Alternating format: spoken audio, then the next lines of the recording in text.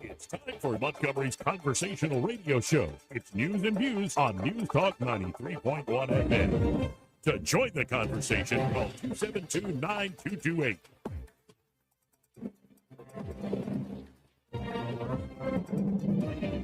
Question occurs on the motion to concur with the amendment. Yeas and nays were previously ordered. The yeas and nays were previously ordered.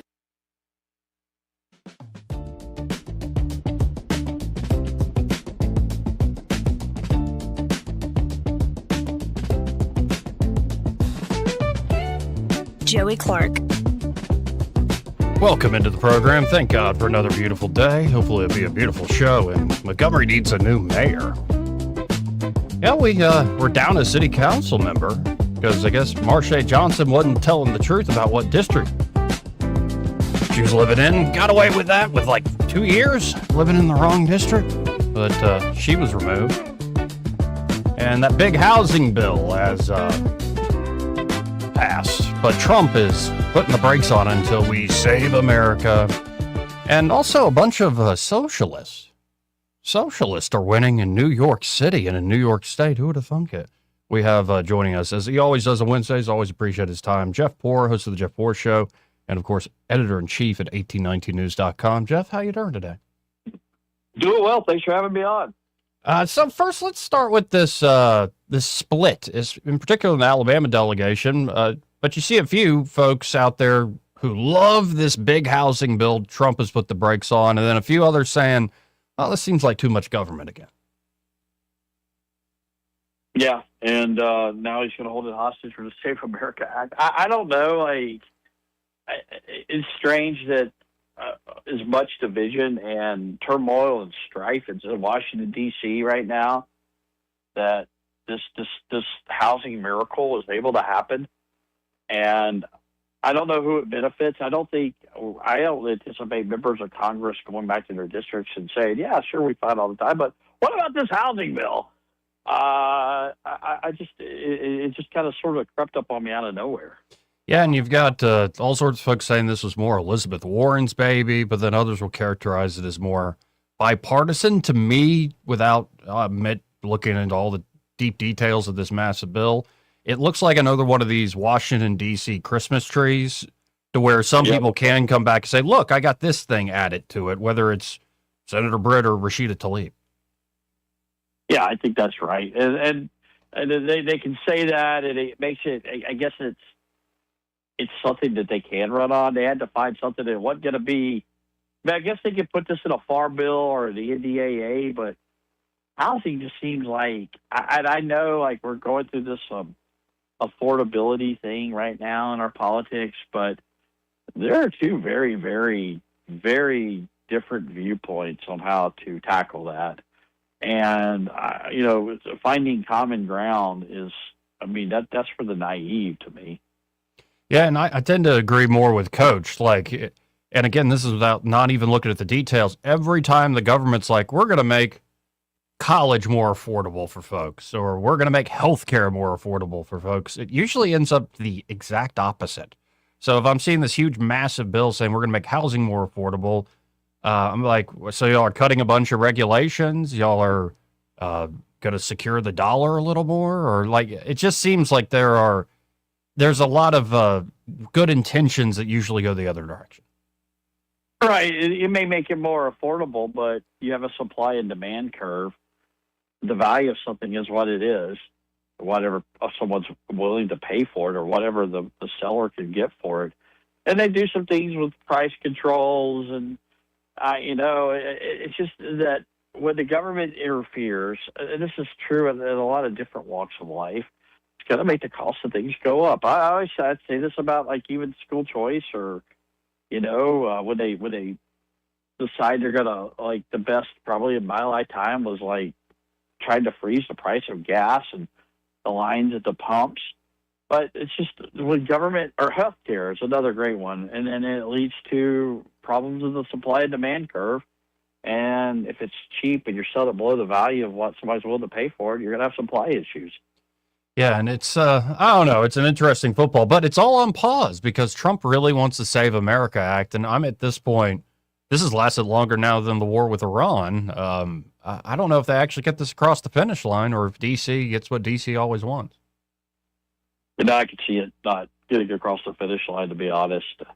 To me, that's the way they have to do it. You have to have a lot of things held hostage, a lot of things that are, I think it's just going to make a lot of Republican members mad. They've been resistant to the whole thing from the get-go. And what they're taking a third bite at reconciliation. Maybe you could put it in there. Joey, I think the ship sailed on this, but they're going to keep trying. I guess that's what voters want. Yeah, Gary Palmer said when it was a few weeks back, not a month ago, he mentioned that you could essentially put into part of the bill to make it past reconciliation that we will pay for essentially documentation and like the federal government would provide money. Since it's then a budget item, you can get into reconciliation, send it off the Senate. They get the 50 votes and get the vice president to break the tie. Yeah, I mean, maybe that gets them there, but I just think there's enough of, and this is in Republican ranks. Obviously, Democrats are going to be totally opposed to it, and it's just going to be Republicans that aren't for it. And the other thing is the Senate parliamentarian is going to find ways to say no. I think we don't have a parliamentarian right now who sees that as, who's willing to work with the Senate leadership on the Republican side and get things done. Yeah, it's DC as usual. Now, we talked a little bit on your show that it looks like the war for the soul of the Democratic Party is underway. Now, what's your main takeaway of it? Socialism being very popular up there in New York. So, this was inevitable to me, and I'm surprised they held it off for as long as they did. I mean, the first skirmish was AOC beating Joe Crowley, longtime Democrat. The guy who was the chairman of the House Progressive Caucus got beat by AOC. I think you're going to see more of this. But it just took some time. Other things got in the way. Probably a lot of it has to do with Trump and the Democratic Party establishment kind of co-opting Trump derangement syndrome and running successfully off of that. That's how you get like a Dan Goldman in the U.S. House. But the thing that sort of prevailed in the end was the ideology. I think some of it is real, but I do think the socialism aspect, it's just this communal lifestyle in New York City and people, way of life, and thinking that a form of government like that can exist in America. And I think it's naive and misguided, but I think that's what's going on here, and that's going to be kind of the fight in the Democratic Party as they try to define themselves in a wholesale sense. Yeah, and I just don't think they're going to sell it. I actually think the heyday of socialism and flirting within this country goes more back to the New Deal and FDR and FDR's vice president, Henry Wallace, was like pen pals with Stalin. And right. Like all this, like the Nixon outed Alger Hiss, who was next in line to be Secretary of State, who was a literal Soviet spy.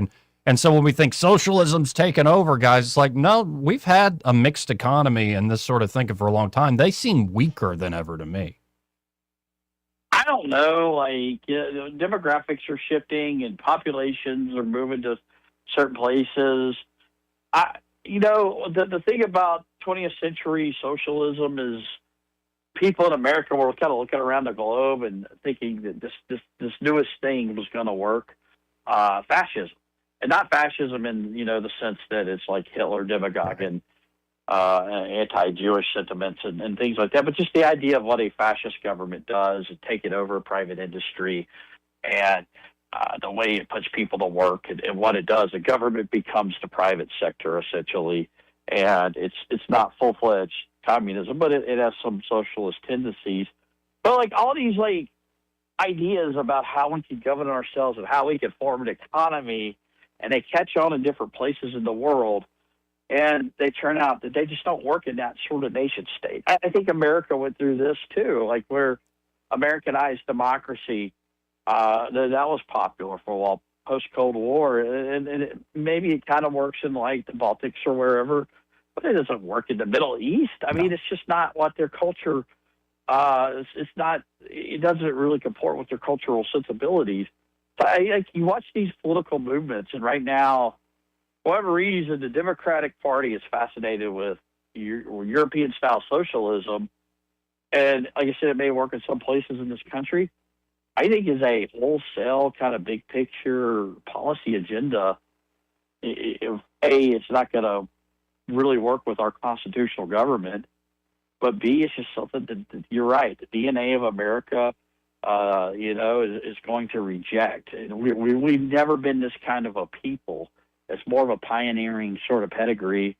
And I think for that reason, it's not going to be a political philosophy that's going to have a lot of success in elections. Well, and you would think too that in the American system, the proper place to try to say fight for socialist governance is the state level, because the states have a lot more hands on deck with education and healthcare and so many other things.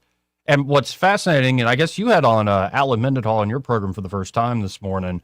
We have him on bi-weekly, and I learned this from him, is that the South in particular is becoming much more dynamic as they become much more free market compared to the populist, almost socialist Southern politicians of a few generations ago, whereas New York and California continue to lose population. So it's like, okay, you can run that experiment, and South America just ran that experiment for the last century, and you're starting to see so many of them flip now that the foreign aid money is drying up. So I don't know, like, you can run that experiment locally. Go for it, man. Like, I'm sure maybe it'll work all right in Vermont, but I just don't see it working ever at the national level. We had too much, like you said, too dynamic of a population. We had different economies. The economies are not uniform. The skill sets are not uniform.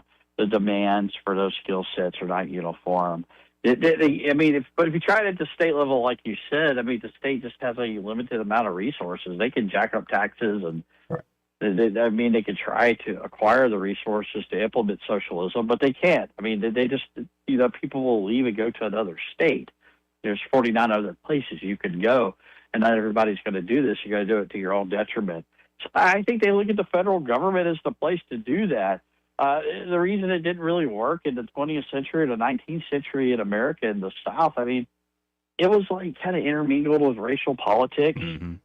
And like we had real poverty. This was pre-New Deal. This was welfare state. You didn't have government handouts like you do today. And these kinds of like things, that's why they gained traction. That's why you had these Southern political figures run on these populist ideas like that. Because I think you had like real poverty and real like hardship, and we manage it a little bit better post New Deal, but like I don't think you have quite the same level of hardship in America's major cities. You do have some hardship, mm-hmm. but a lot of that is it's cultural, right? It's crime, it's blight, and if you want to flee it, you're able to flee it. You could go down the street. The neighborhoods are different. You just got to work toward it. You just didn't have the opportunities 150 years ago. Well, and there is an alternative if you're thinking about a city and how to govern it, where Trump's showing it in Washington, D.C., and a lot of folks on the left will call that fascist or heavy-handed or authoritarian. But I think I also just saw headlines being touted city of Memphis after the National Guardsmen there. I mean, you're talking massive drops in crime, and if you also continue to do that with security and beautification projects, there's all sorts of things to make a city hum again. But so I think it's more an ideological thing.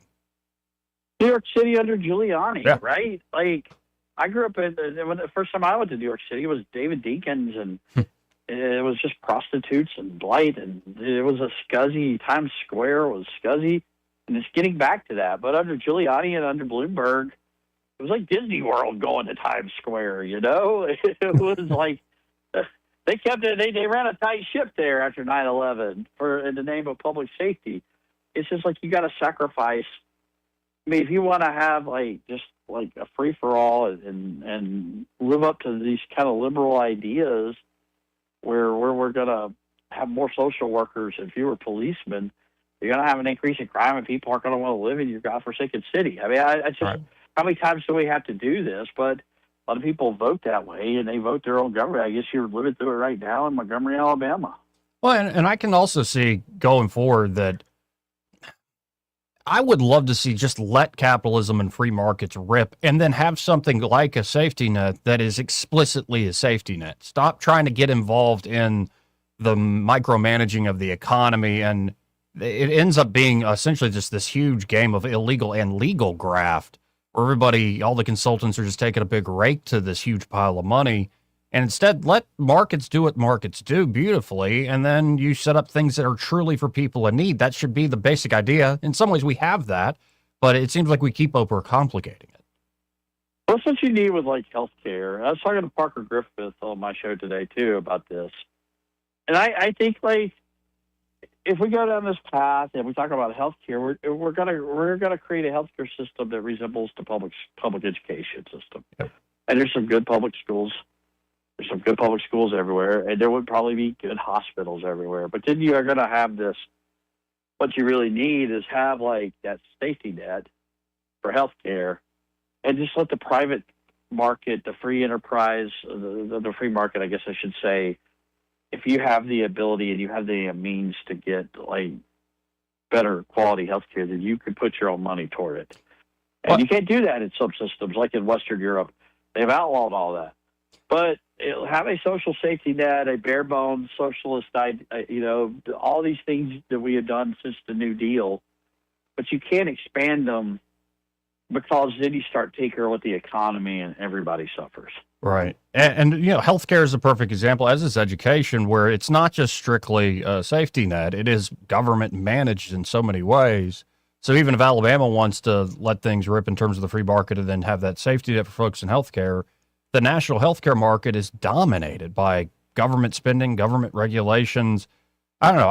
I would like to give, like, it's not the buzzword these days, especially with Trump being a little more protectionist, but I'd like to give, free markets a try, not just for, the big corporates, like actual Main Street entrepreneurship. Let it rip. But you have private partnerships, private-public partnerships, and you have the insurance lobby in bed with government. They're not going to let go of that. The system is rigged in their favor. That's the whole problem with it. We complain about Blue Cross Blue Shield or whatever all the time, but it's sort of like if you look at the economics of it, you're going to lay out this framework, and this is how we're going to do it. This is what's going to happen, guys. You have consolidation of health insurance providers. You're going to have consolidation of hospital systems. A real big thing, and that's the way they cut costs, and that's the way they're able to manage a system while in bed with the legislature or Congress or whoever it may be to enable this. Now, before I let you go, no, it's not your city, but I'd love to get your take on this headline I'm seeing at 1819, and I believe it was y'all that first put this out there, that started this ball rolling. Montgomery City Council removes Marsha Johnson from District 3 seat, and it's now set a September 1st special election. So Johnson was not living in the district for almost 2 years. That's amazing. No, I mean, how do you get away with that? But we were tipped off about it, looked into it, and she didn't deny it when we asked. And now you see the repercussions there. But like these city council districts, you couldn't have found somebody, or somebody couldn't have run in them. Why wasn't this like fully investigated and vetted during the election? I don't know, but that's what's happening in Montgomery, Alabama right now. Well, and it's also like I've talked to Marsha. I have no issue with Marsha personally, but like when you're not following the basic law, like you have to live in the district that you supposedly represent, and you buy a almost $400,000 home outside the district. I mean, come on. And you do it, and you fly under radar for like 2 years, right? Right. Like, at what point could you not have like maybe found a home in the district? How hard would that have been? What a mess! And I have a sense that there's a lot of that with Montgomery. If we continue to look under the hood, there are a lot of different areas for Montgomery to be some sunlight could be some good for this place. I think so, and Stephen Reed, it's been a rough several years here for you guys. Yeah, and honestly, I got to say, if I'm a Democrat, And I'm thinking about the future. I much prefer Randall Woodfin than Stephen Reed. I think Birmingham's at least going in the right direction. I suppose he's a little too Chamber of Commerce. Yeah. I guess that's better than just outright ineptitude, but there's something that makes me uneasy about him to give that kind of endorsement. Yeah, well, I mean, if I had to pick, this is more would you rather. But I don't know, Joe. I mean, like, I don't know how much time you spend in Birmingham. I spend a lot of time in both cities. I think I'd still probably go with Montgomery right now. Really? Oh, no. I was about to let you go, but why? Why do you think that? It does. There's just more to do. I think in some ways the restaurant. I mean, there's some good restaurants in Birmingham, but there's more of a cultural impulse. Birmingham, it's not really a historic city. It only came to be after the Civil War, with the railroad crossing there, and then steel industry, and it's also like way more ideological left. Whereas Montgomery is, I mean, it's just what they do. It's just kind of the nature of the beast. But this is like, they really believe in like these national left-wing ideals. If you want to like look at what's more likely to function as a socialist government, it's somebody who's capable of it, like a Randall Woodfin. Well-ran socialism versus this sort of banana republicanism in Montgomery, but just makes Montgomery have a little more character. And I don't know, like I said, I grew up in Birmingham. I've spent a lot of time there, but if you had asked me if I had to spend the night in Montgomery or if I had to spend the night in Birmingham, probably pick a Montgomery. Well, you heard that here first, folks. But I appreciate the time, Jeff. If folks want to check out your work, how can they do so? X.com/Jeff_Poor. Well, I appreciate it, man. Talk to you soon. I was at 1819 News, 1819news.com as well. Thanks for having me on. Thanks, man. Again, Jeff Poor, and yes, 1819news.com, the place to find it all. But yeah, as that housing bill was being passed, I believe the senator chairing the Senate was United States Senator Katie Britt. Question occurs on the motion to concur with the amendment. Yeas and nays were previously ordered. The yeas and nays were previously ordered. Wait, did y'all hear the same thing as me? Because you can hear the parliamentarian, or whoever that is, saying the yeas and nays were previously ordered. But here, let's hear this again. Question occurs on the motion to concur with the amendment. Yeas and nays were previously ordered. The yeas and nays were previously ordered.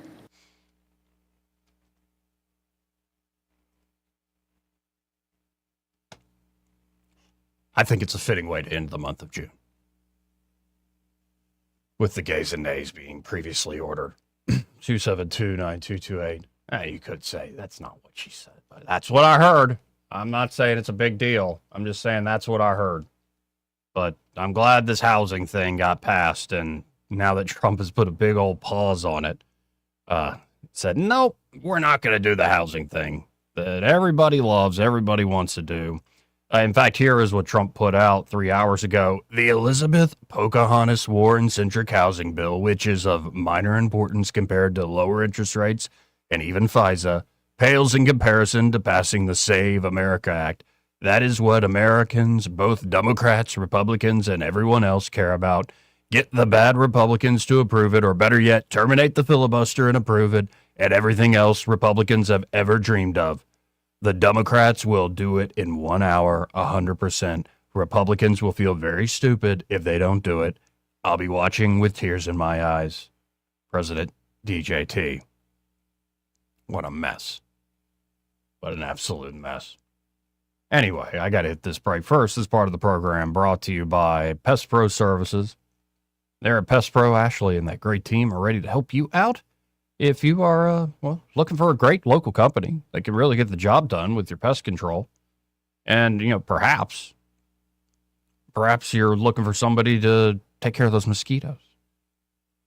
Perhaps you're looking for somebody to take care of those termites. In fact, you hadn't had an inspection done in a long time. You're a little overdue. Yeah, you should call up Pest Pro. Maybe you got something in your crawl space up in your attic, making a home out of your home. Pest Pro can handle that. Across the board, Pest Pro Services can help you with any and all pest control needs. And they're a great growing company. Because I can say all sorts of stuff about Pest Pro, and it would be true, and it would show how good they are. But one thing I can say that sort of shows rather than tells is they started with like 2-3 folks in 2020. It's now teams of people. They've expanded leaps and bounds, serving the whole river region.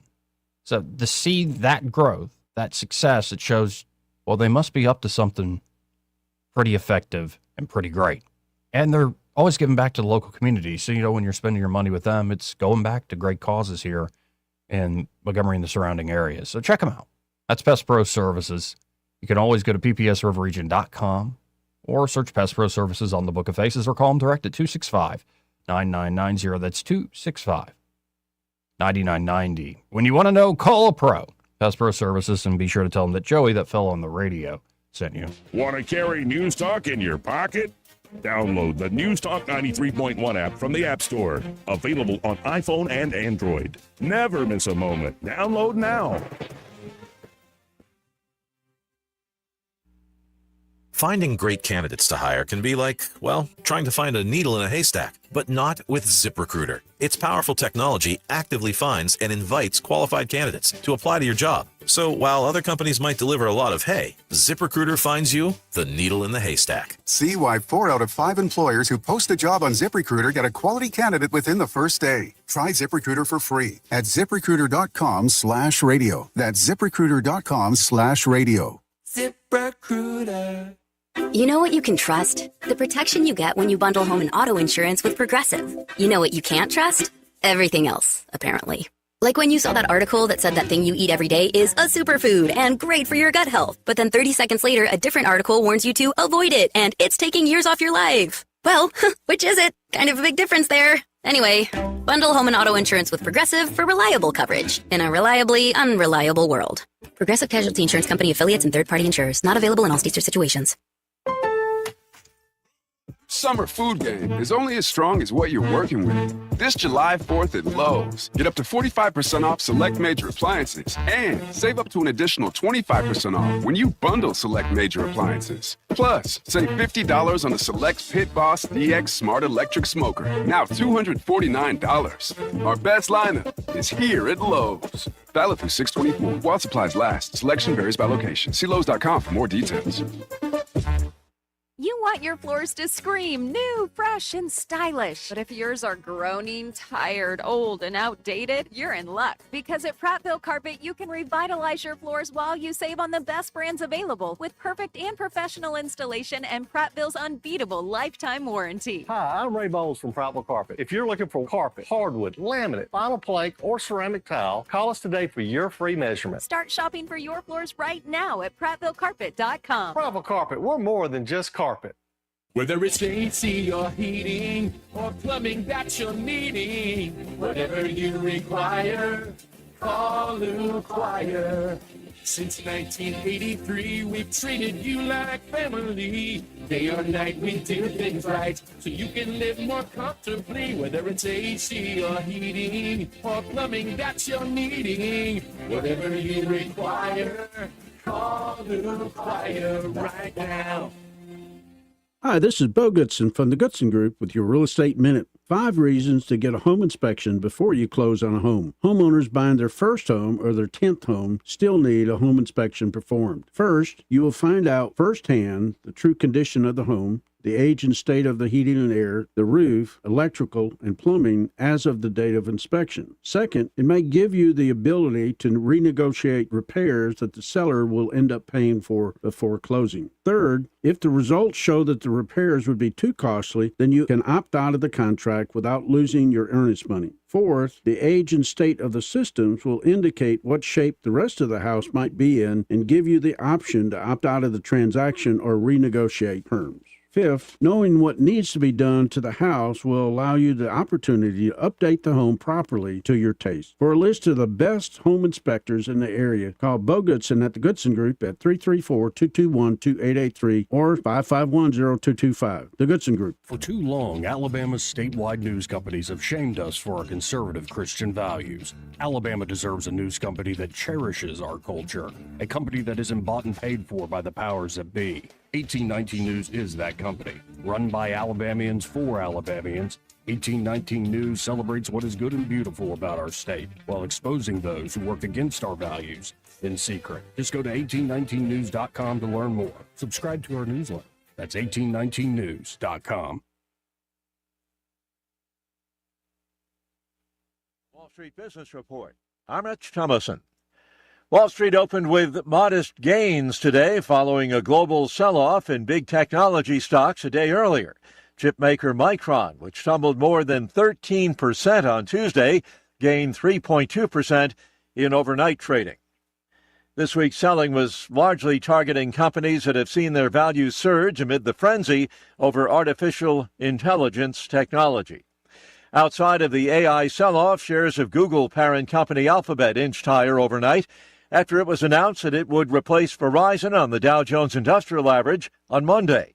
Alphabet will become the fifth Magnificent Seven company to join the index. Oil prices are down again, continuing to edge closer to where they were before the Iran war started in late February. For the Wall Street Business Report, I'm Rich Thomas. Rich Thomas Weather, a service of Riverside Chevrolet Wetumpka. If it's Chevy, it's Riverside. Best price, best selection. Check them out on the web at riversideusa.net. Rich Thomas Weather. Well, hi, everybody. We've got some hot and humid days in our future for the rest of the week. Today, a good bit of sunshine. I've got the rain chances today and tomorrow, really, about 20% or less. So we'll say few and far between on the storms. Lows at night in the lower 70s. I think we'll be near 90 on Thursday and probably lower 90s by Friday and Saturday. So the days will be getting hotter. And not many storms on the radar this week. From the Blue Water Weather Center, this is Rich Thomas. Big dreams for your home on a tight budget? AFE's $26.26 as you covered. Unlock your home's equity with just $26 in closing costs. No fees, no headaches. Visit your local ASE branch today. Federally insured by NCUA, Equal Housing Lender. NMLS number 420259. If it concerns your community, you'll hear about it on News Talk 93.1. News Talk 93.1 FM WACV.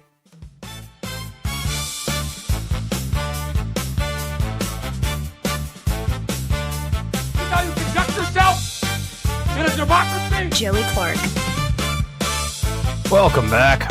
So yeah, the Montgomery City Council voted yesterday, unanimously to vacate Montgomery City Councilwoman Marsha Johnson from her District 3 seat. The council also approved a resolution establishing dates for a special election to fill the vacancy. 1819 News reported recently that Johnson lives in a home in City Council District 7, not District 3, which Johnson has represented since 2021. Johnson purchased the home in June 2024 for $359,900 with a VA loan. VA loans are good. I tell you all the time, go check out Alabama Home Mortgage. They can help you with the VA mortgage. She also has a property tax exemption listed on the home, which would indicate the home as her primary residence.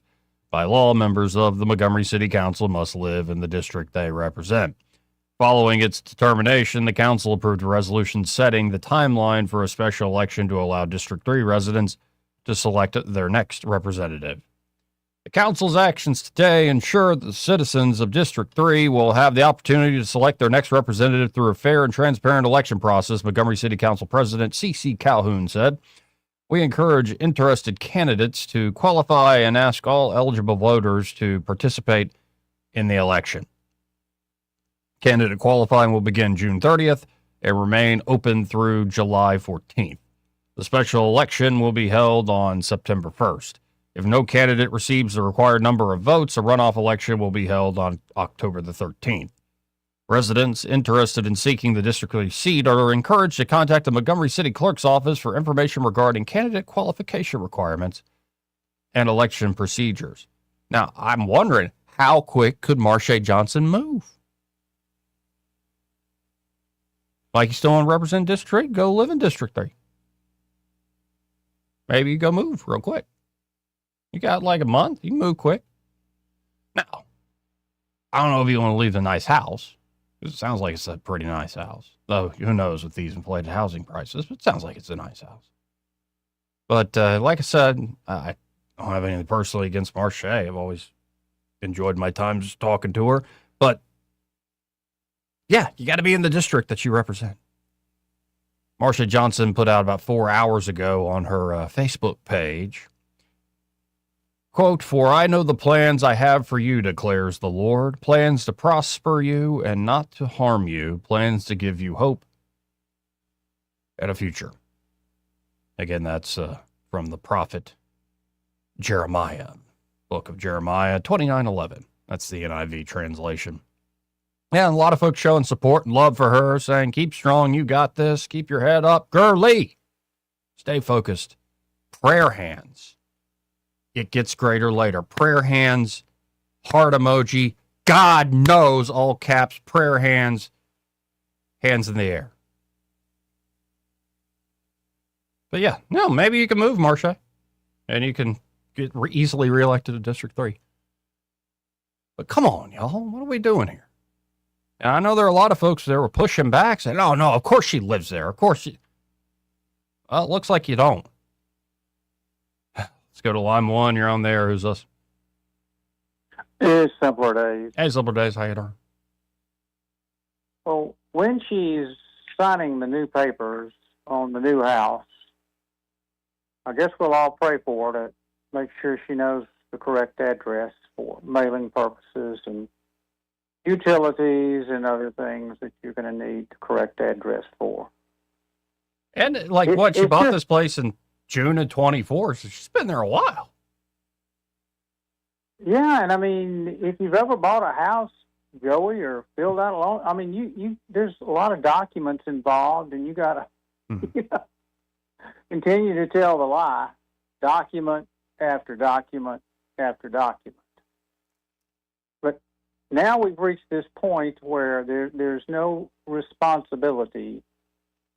There's no fault. It was all a big mistake, and we'll pray for her. Yeah. And who wasn't there in this 4-minute, ever how many minutes council meeting there was? Who wasn't there, Joey? Oh, no, I didn't watch. The mayor. We have a mayor? Well, he's in California, and he's getting pictures taken with Gavin Newsom and all the Democrats. But you would think a significant event, removing a sitting city councilwoman from her spot, if the mayor would, but I guess that was his way of abstaining not to be soiled by the event. I mean, hey, the 1819 News gentleman who said he'd rather be in Birmingham, he must not have got the word that Montgomery has passed Birmingham in homicides this year. Or he said he'd rather be in Montgomery, but yeah. Yeah, he said he'd rather be in Montgomery than Birmingham, and nor did he get the memo that Montgomery is the syphilis capital of the state. So, well, needs to be if you keep your pants here. on, that's not a problem. You know, if you've been invited out to a fancy trip in California to raise money from a bunch of rich folks and a tour of vineyard and stuff, ain't you going to stay? Who cares if a councilman's been living in their own district for 2 years? Like, yeah, I got stuff to do. Yeah, I mean, when you can rub elbows with those kind of folks, I mean, why would you want to be in Montgomery? Have a good day, Joey. And Szymanski's going to be on at 1, so feel free to call back. Thank you very much. Appreciate it, man. 272-9228. Let's go to line 2. You're on there. Who's this? Hey, Joey, I love your show. I'm just saying, just like with education and health care and all, when the government gets involved, the prices go up. Yep. And it's going to be the same with housing. Yep. It already is. It seems to make sense to build more housing, but when the government influences it, it does not work out well, and I'm going to explain to you why. No, I already know, and I appreciate it, but moved on. Thank you. 272-9228. I appreciate you calling and wanting to explain to me how the government screwed up everything. But yeah, city councilman Counselor Andrew Szymanski will join us at 1 o'clock. I see a story from like a year ago or November of last year that his bar got because we talked about it before, is a storefront improvement grant sent to a bar that he owns. Yeah, it's interesting. Like all these Montgomery stories are trending on 1819 News. So, we'll look forward to talking to Andrew Szymanski.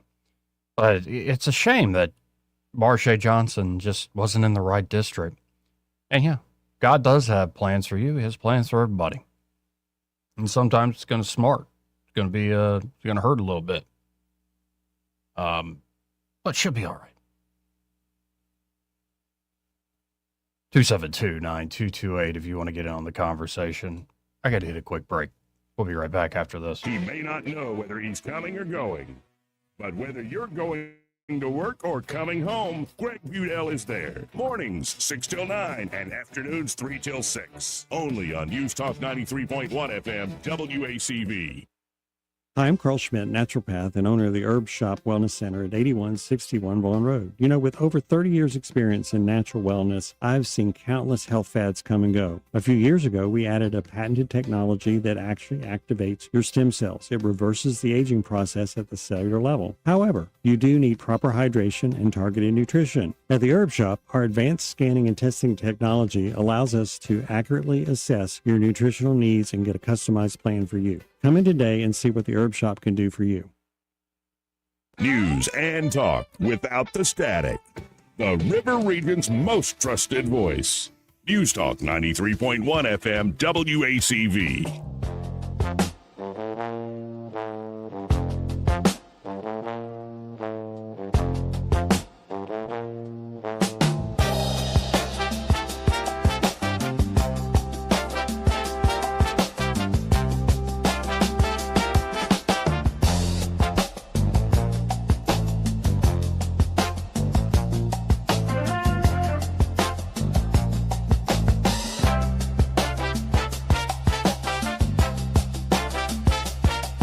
Joey Clark. Welcome back. Normally we talk to Austin Branco at this time, but he is tied up, busy, which honestly I like hearing when a client is busy. He's probably working with clients of his own. Great sponsor there, Austin Branco and the fine folks at Invista Advisors. Of course, the chief strategist there, the head honcho, Brant McDonald. You've been hearing him for years on the radio airwaves with Greg Budell, but Austin Branco runs the brokerage desk there. So, of course, you're looking for investment strategy, somebody to help manage those assets for you. They can do that for you there at Invista Advisors, but they do more than just manage assets. They can also set you up on a financial plan wherever you need to be in life, wherever you're starting off in creating that plan in life. Could be middle age, could be more getting end of life things buttoned up, could be you're just starting. It's never too early, never too late to actually lay down a financial plan, especially when you're thinking not just of yourself, but those kids in your life. And perhaps you're running a business, so a lot of people are relying on you. Perhaps you're running a nonprofit that's taking care of a lot of folks. So again, a lot of people are relying on you. Why not have true professionals there, all sorts of different types of expertise at Invista Advisors. They all work together to create a financial plan just for you. So check them out today. You can always start the conversation at 387-0094. That's 387-0094. And be sure to tell them that Joey, that fella on the radio, sent you. In 272-9228. That's 334-272-9228. If I could be honest here for a moment, and maybe it's just the mood I'm in today, but when I see like a lot of folks on social media, like supporting Marsha Johnson or spiking the football and that we called this, and of course everybody who defended her is just a rotten, dirty, no good person. There's part of me that's like, is this just like, I'm trying to find words. It seems so small. It seems so insignificant. It seems like if we were actually having a well-governed, self-governing city, it wouldn't be through flame wars or praise emojis on Facebook. Now, I don't want to pick on Montgomery because I think there's a lot of flame wars and insult comedy and trolling and, yes, praying hands emojis that go on all parts of this country. But when I see what PR and the information wars become over something as small, pardon me, as a seat on the Montgomery City Council, what are we doing here? I get it around the presidency or around a Senate seat. But over a city council position? Or who's mayor? And I just get the sense that there are some folks that just like winning. All sorts of different sides of this. They just like winning. They like playing that game and winning. And now some have maybe convinced themselves that they're on the side of the Angels. And good for you. But perhaps the name of the game shouldn't be winning. Perhaps the name of the game should be doing right by the city. And a lot of that to me doesn't seem to be all that complicated. And yet we make it complicated. We watch it become complicated. Suppose we need members of the city council. I suppose we need a mayor. When I see all the noise, especially every day when I don't do it anymore every day because it got depressing. But in particular, when you see like local Montgomery Facebook, I keep having the thought,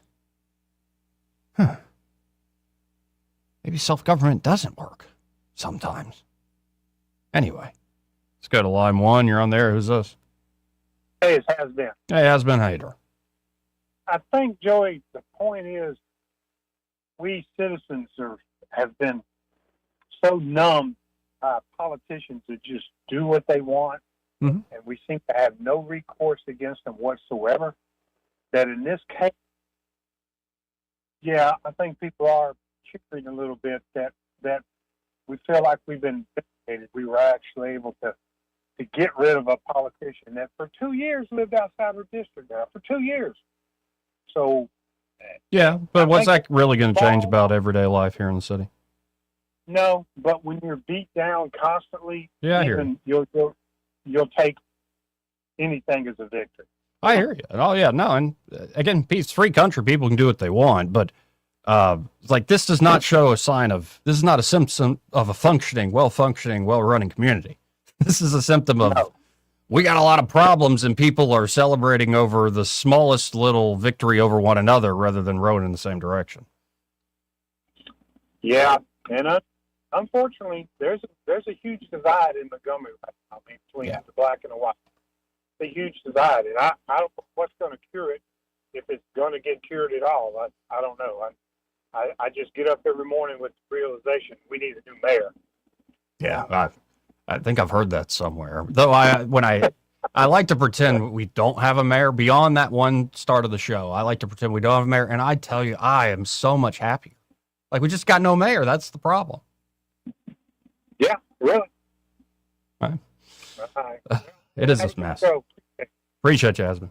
272-9228 again. That's 334-272-9228. Just a mess, and it's disappointing. And it's a shame, too, because when people aren't playing this performative politics game, I think there are a lot of great folks in this city that often actually have a lot more in common than they want to believe. And you would hope that first starting with God and Jesus Christ. Yet, gotta wonder, as much as folks say that, how much are we actually on the same page? I don't know. For all the folks celebrating, or all the folks getting all butthurt over this, it's like, the law is the law, and you got to live in the district. So, number one there, it's a mistake, to put it mildly. But this does not make a functioning city. This is a symptom of a city that has got a lot of issues beyond just the nuts and bolts of governance. It's a city kind of lost in its identity in many ways. And perhaps it'll come out on the other side of that after growth pains, but we shall see. Again, 272-9228 if you want to hop in on the program. That's 334-272-9228. But first, as part of the program, brought to you by Montgomery Men's Health. And they're at Montgomery Men's Health. They're ready to help you fellas out. If you just don't feel like a man anymore, you feel like a little girly man. You feel like or just like the air's out of the balloon, so to speak. That's no fun. You know, that sound of air going out of a balloon, that's you. Or that's how you feel, at least. That's your inner emotion. Just a big, floppy, airless balloon. Well, Montgomery Men's Health, they can blow that thing back up again. Oh, you better believe it. They can get you back confidence, get you back that energy, that drive that you used to have all the time where you pull all-nighters at work and other things. They can help you get back, that sleep pattern. They allow you to actually, be able to eat and enjoy food without getting incredibly fat. Usually the problem, especially if you feel like, all the air's out of the balloon, it's low T, low testosterone, but it could be something more acute like ED or PE, all sorts of performance issues, wherever you are in life, whatever you're up to. So why not get by Montgomery Men's Health, powered by Men's Pro, men's performance clinic that's been serving Montgomery and the surrounding areas for years now. And they can truly help you out if you're a dude and you just don't feel like a dude. You need some help. And I know a lot of dudes, a lot of guys, a lot of fellas say, hey, I don't want to go to any doctor. I'm a man. Oh, are you? What you need to do is call them up today at 440-3663. That's 440-3663. Make an appointment. And what you're going to find is they have treatments for you. And you're going to start to notice results immediately, very swiftly indeed. So, again, that's Montgomery Men's Health, 440-3663, or you can book online in under 30 seconds at MontgomeryMen'sHealth.com. That's Montgomery Men's Health for every man in every season of life. Be sure to tell them that Joey on the radio sent you. I'll be right back after this. Broadcasting from the Riverside Chevrolet Master Control Center, this is WACV Cusana, News Talk 93.1 FM. When it's Chevy, it's Riverside. With SRN News, I'm Bob Agnew in Washington. Today is the 4-year anniversary of the repeal of Roe v. Wade. Marjorie Dansenfelser of Susan B. Anthony Pro-Life America says the next battle in the country will be over abortion pills. The head of the UN Nuclear Agency says that Iranian nuclear enrichment sites will be visited by inspectors. That's a key component in the interim U.S.-Iran deal to reach an end to the war. An Iranian diplomat promptly rejected that claim, saying later today that such a visit can only come after a final deal is already made. On Wall Street, the Dow Jones Industrial Average and the other major indexes for that matter have been up and down so far today. It's the Dow still treading water, way up in positive territory actually by 210 points. The Nasdaq has reversed course, however. Right now it's off by about 93. The S&P 500 slipping below the even mark. It's down by 14 points. This is SRN News. Health insurance rates are surging in America, leaving millions without affordable options. If you're sick of having paychecks eaten up by healthcare costs or dealing with mega corporations, then listen to this. Christians don't need to waste money on a broken system. That's why I want to tell you about Christian Healthcare Ministries. It's an alternative to traditional health insurance at half the cost. With CHM, fellow believers contribute monthly to help pay each other's medical bills. There's no enrollment period, so you can join anytime. And you aren't restricted to provider networks, so you choose the doctors and hospitals you want. It's that simple. CHM is not insurance. It's a ministry that puts faith into action. Feel the difference of financial support and biblical care from fellow believers. Join CHM today by visiting chministries.org/wellness. That's chministries.org/wellness. Rich Thomas Weather is brought to you by Mr. Electric of Montgomery. Mr. Electric, we've got the power to make things better. Visit MrElectric.com. Rich Thomas Weather. Well, hi, everybody. We've got some hot and humid days in our future for the rest of the week. Today, a good bit of sunshine. I've got the rain chances today and tomorrow, really, about 20% or less. So we'll say few and far between on the storms. Lows at night in the lower 70s. I think we'll be near 90 on Thursday and probably lower 90s by Friday and Saturday. So the days will be getting hotter. And not many storms on the radar this week. From the Blue Water Weather Center, this is Rich Thomas. From the Blue Water Broadcasting News Center, these are today's top stories. The Montgomery City Council has voted unanimously to remove District 3 Representative Marsha Johnson from office. A special election for the seat will take place on September 1st. Marsha Johnson has represented District 3 since 2021. 2 years ago, she bought a home in District 7 with a VA loan, which requires the military member to live in the residence. Prattville wide receiver Deshaun Hall announced his commitment to Auburn football on Tuesday. The four-star prospect chose nearby Auburn over Penn State. Deshaun Hall caught 40 passes at Prattville last year, averaging 16 yards per catch with 5 touchdowns. Deshaun Hall also had basketball offers from Cincinnati, Mississippi State, Alabama State, and other schools. The city of Montgomery has announced the launch of Dexter, an AI-powered digital assistant. Dexter is designed to help residents quickly find information, access city services, and navigate city government online. Dexter is available 24/7 through the city's website, providing instant answers to common questions. From the Blue Water Broadcasting News Center, I'm Sky Mosley.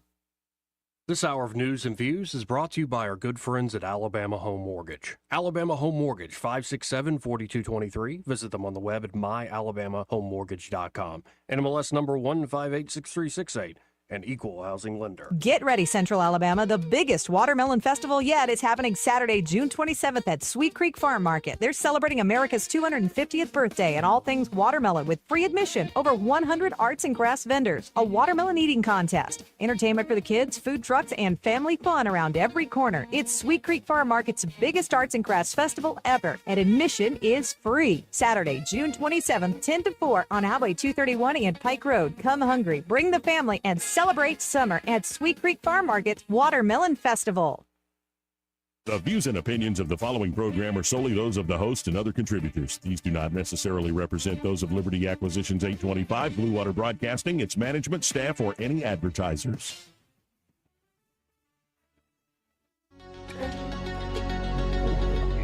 For Montgomery's conversational radio show, it's News and Views on News Talk 93.1 FM. To join the conversation, call 272-9228.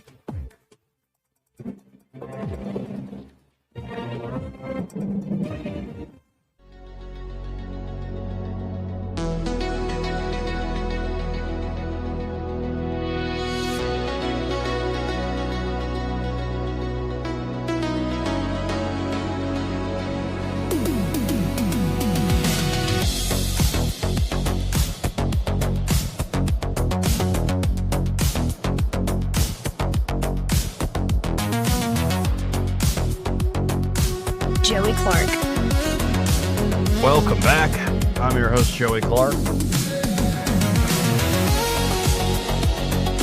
And as promised, we have here in the studio with us Counselor Andrew Szymanski on the Montgomery City Council. And there's not been a lot going on at the council, right? No, not at all. It's been quiet. Real quiet.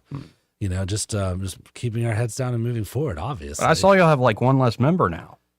We do. We do. We, as of yesterday, we are in an 8-member council, and until we have an election to fill that seat, we'll remain an 8-member council. Based on the schedule from yesterday that we adopted, September 1st election day, and then you're required to also have a runoff period in case there is a runoff, which will be in October, and then I believe then we do some kind of swearing in or some whatever, however that works after that. Well, it sounds like everybody on the council gave Marsha plenty of time to show otherwise. Yeah.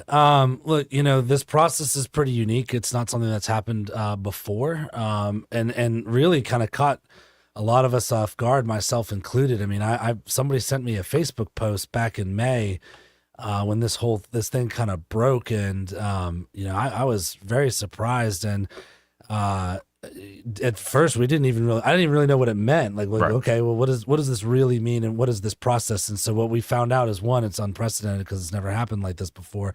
We have had vacancies.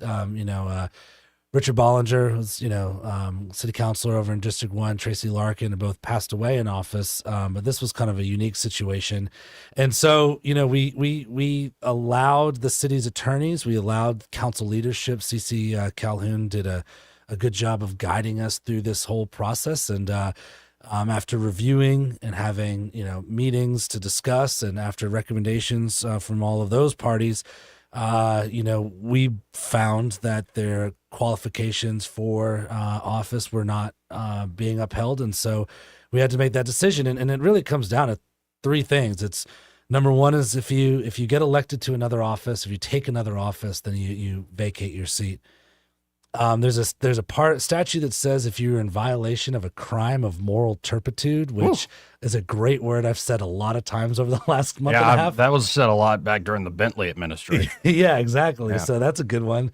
So if you commit a crime of moral turpitude, which we could have a whole hour debate about what that could possibly be. And then the third one is that you have to live in your district in which you serve. And I think that one of the hard things, for people, and I know especially right now emotions are really high on this, and it's been challenging because a lot of great things have been coming out of District 3, especially in the downtown area and some of the neighborhoods, whether it be Sheridan Heights, Chisholm, Capitol Heights, whatever. Is that last part about serving in the district is really putting you as close as you can be to the residents that rely on you, the small businesses and businesses that rely on you to make sure stuff is getting done, and to understand what's happening in your district. And so, I know that this is the type of thing that gets, the fangs out and people get all hot and bothered over it. But it is also just challenging because, we've developed a relationship, and it's, as I said, there's been good things that have been happening there, but we have rules, and we have to be accountable to those rules, and we have to abide by those rules. And, for whatever reason, if those are not being met, then we, as a council, have the ability to take that kind of an action. And so you got to see that process unfold in full effect. Yeah, not that we're going to sit here and game out all the dynamics of the relationships and potential issues that come up. I'll just put it this way then. We're now from 9 to 8, and an even number on a board or a council, or, there's a reason we go with odd numbers, like to actually break ties and just disagreements. So I wonder if this is going to create just interesting issues in terms of passing certain things going forward. I think it could. Yeah. I mean, I think that's a pretty straightforward way of laying it out. And, for us as counselors, we're, coming into the summer season as we prepare for the next fiscal year. There's going to be a lot of things that will require continued communication and collaboration across the council to get things passed.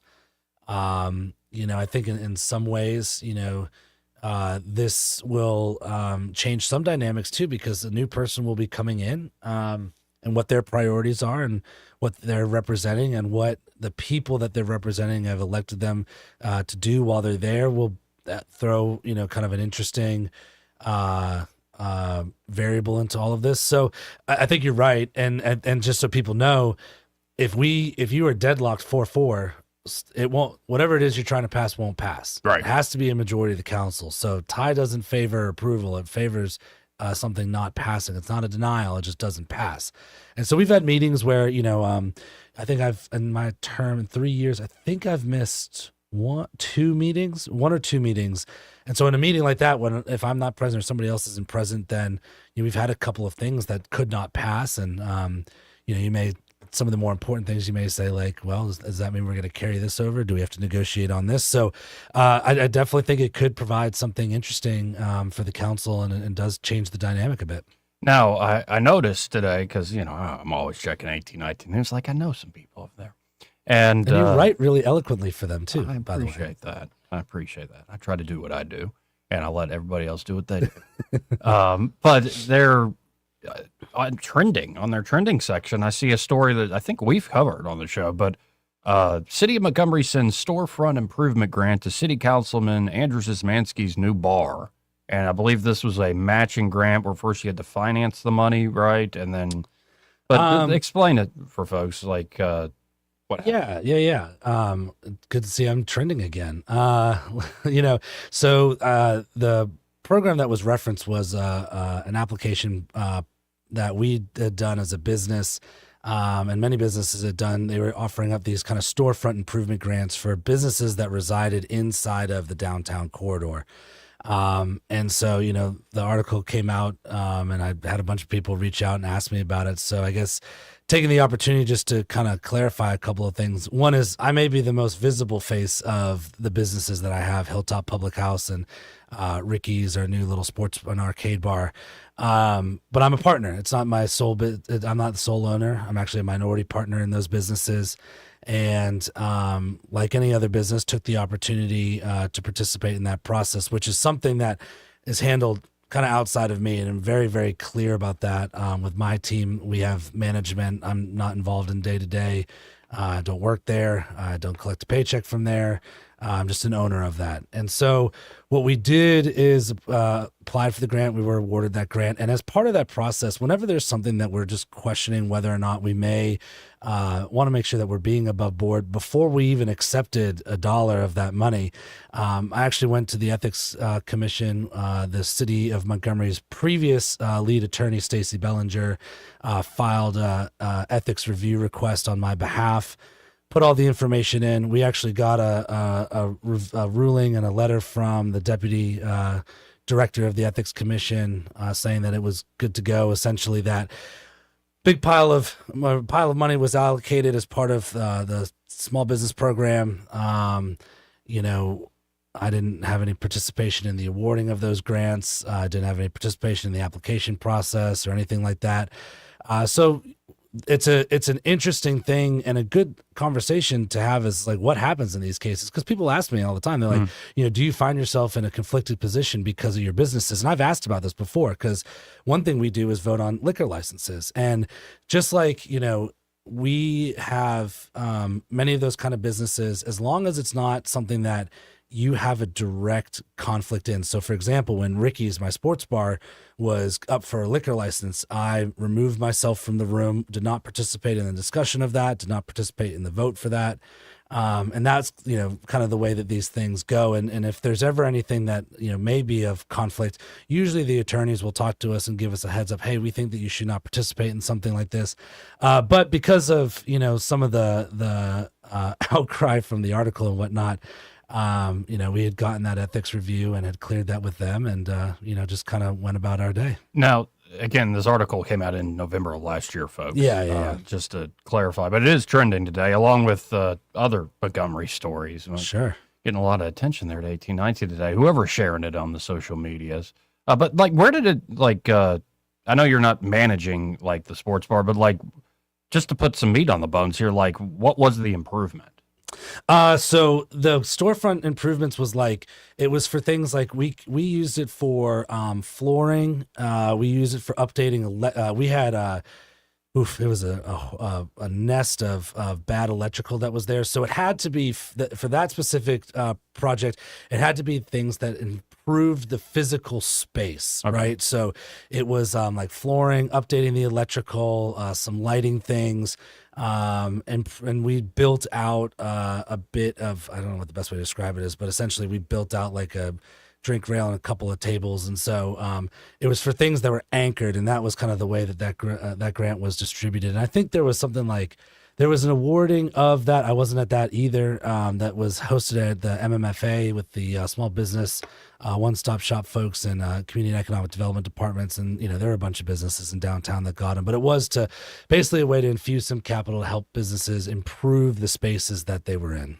Right. And I saw the 23 Court Cigar Bar got one. I'm like, place is already pretty nice. But anyway, and I just wanted to bring that up because it's in the news. It's in the cycle. Yeah. It's on people's minds going around social media. But It seems pretty straightforward and cut and dry to me. Well, it is a good thing though, because I think when these things happen, especially like what's happened with, the city council seat in District 3 is, I get it. Like they don't have necessarily all of the information, and something like this pops up and people are like, hey, no way. Like the city councilor gave himself money from the city. And it's like, well, it's a little bit more nuanced than that. And on top of that, like, I took the extra step with the city's attorneys to make sure that before, because the city doesn't want to be in the headlines for something like this either, right, to actually reach out to the ethics commission. And that's what they're there for, is they're there to make sure that not only that they're looking at the work that we're doing, but they're also an avenue for us to say, hey, is this okay? Because you've got other, whether it be state legislators, other city councilors, mayors, whatnot, that have businesses. City council is not a full-time position. And so for some of us, we do have to make our money, pay our mortgages in certain ways. And we want to make sure, at least I want to make sure I'm doing it above board. And I'm glad to have the ethics commission there to be able to review these things when they come up. Again, folks, talking to City Councilman Andrew Szymanski. If you have a comment or a question, 334-272-9228. That's 272-9228. We'll go to some phone calls here in a second. But as you're looking forward to the next few months, like what are some of the things you're looking to get done? Some of the things that are just on your mind in terms of city business? Yeah, well, I mean, I think everything stops with Jackson Hospital right now. There's obviously a big focus on that, and that's something that I know we're going to be talking about. But I was in a meeting the other day, and the mayor made a good point. There's really three things that we have to be hyper focused on as a city: public safety, public education, and healthcare. And we have a really robust healthcare ecosystem. A lot of people saw the new announcement about Baptist South being named a level 1 trauma center. All the things that are happening in the Baptist system are fabulous. The growth, what they're doing for our community is great. And Jackson is a part of the healthcare ecosystem that we have. And as we are watching, there are rural hospitals all across Central and South Alabama that are closing. We had a few weeks ago, we were told that Jackson Hospital actually had to take in 2 gunshot victims from Bullock County because Bullock County didn't have anybody or anywhere to send them. And so in order for us to have that kind of strong healthcare ecosystem, we need Jackson Hospital to stay. 42% of their patients don't live in Montgomery or Montgomery County. And when called upon, the city council and the county commission and the governor's office have all offered to step up in an unprecedented financial way to help with this process. And of course, I'm sure you've been talking about some of the challenges. We've been reading the news about the debate between Blue Cross Blue Shield and the Jackson Group, which is this separate. I know it's kind of a coincidence that they're both Jackson, but you have Jackson Hospital that was acquired by this Georgia-based company called the Jackson Group, I think it is, with the Rick Jackson, the gubernatorial candidate at the helm. So we're looking at it. We're paying very close attention because in 2 days, we're going to know whether or not they're at a place where the hospital can chart a path forward successfully, or whether or not the Jackson Group says the numbers don't number, and we're going to be stepping away from this. And if that happens, it opens the door for an even faster potential closure of that hospital, which, while we have some great, components of our healthcare network here, losing Jackson Hospital would be a really tough thing for the city. And I hope that that's not what happens. But I also hope that no matter what, the conversations are continuing to make sure that Montgomery is keeping healthcare at the forefront for all of our citizens. Yeah, and an email was obtained by the media that was sent out to employees there at Jackson Hospital, and it looks like we are in the final days of whether or not they're going to be able to come up with some new scheme to stay open or close. So that's impending in 48 hours, so to speak. Yeah, and the effect of that is going to go way beyond the city of Montgomery, and that is why you have seen all of the entities involved be so vigilant. We know the governor's office has been directly involved in the conversation. The mayor's office has been, our council leadership at the county commission. I wish we had other entities that, whether it be other municipalities or counties that benefit from having Jackson Hospital as their go-to healthcare location. But, there has been a commitment on the table. Now, what happens going forward if the worst is to happen, as strong as the city is, it's going to be a tough challenge, and thank goodness we do have really other strong healthcare entities. But we're all paying very close attention. So that's the major focus of this week before we get even into the rest of the summertime. Yeah, I'm just wondering too, and this is nothing I could prove. It's just speculation, just my gut. But are there certain big players just kind of waiting for it to all fall apart? And then, like, to where they don't have to deal with the legacy of what's been going on there. It's so to a different point where it's done, they can then swoop in.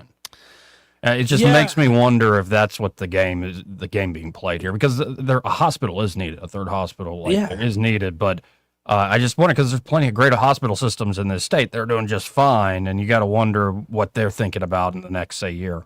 Yeah, I mean, it's a good question. I don't know directly if anybody is. I mean, put it this way: we were in a meeting of elected officials, and I mean, what we were told was basically by all parties is we can't let Jackson fail. I mean, this is state level, federal level. People all over are saying that this is critically important. I mean, you do have the challenge of this. We're in this position not because of anything other than almost about $150 million of deferred maintenance that hadn't been done on the buildings.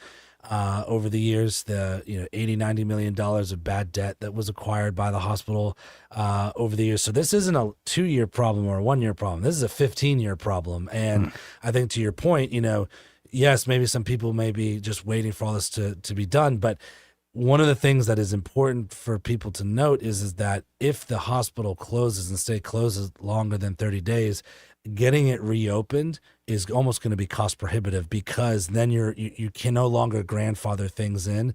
So I don't know a whole lot of people that are, or a whole lot of entities that maybe, would be jumping at the opportunity to get involved, at this time, given the amount of money it would cost to bring the hospital up to code and whatnot.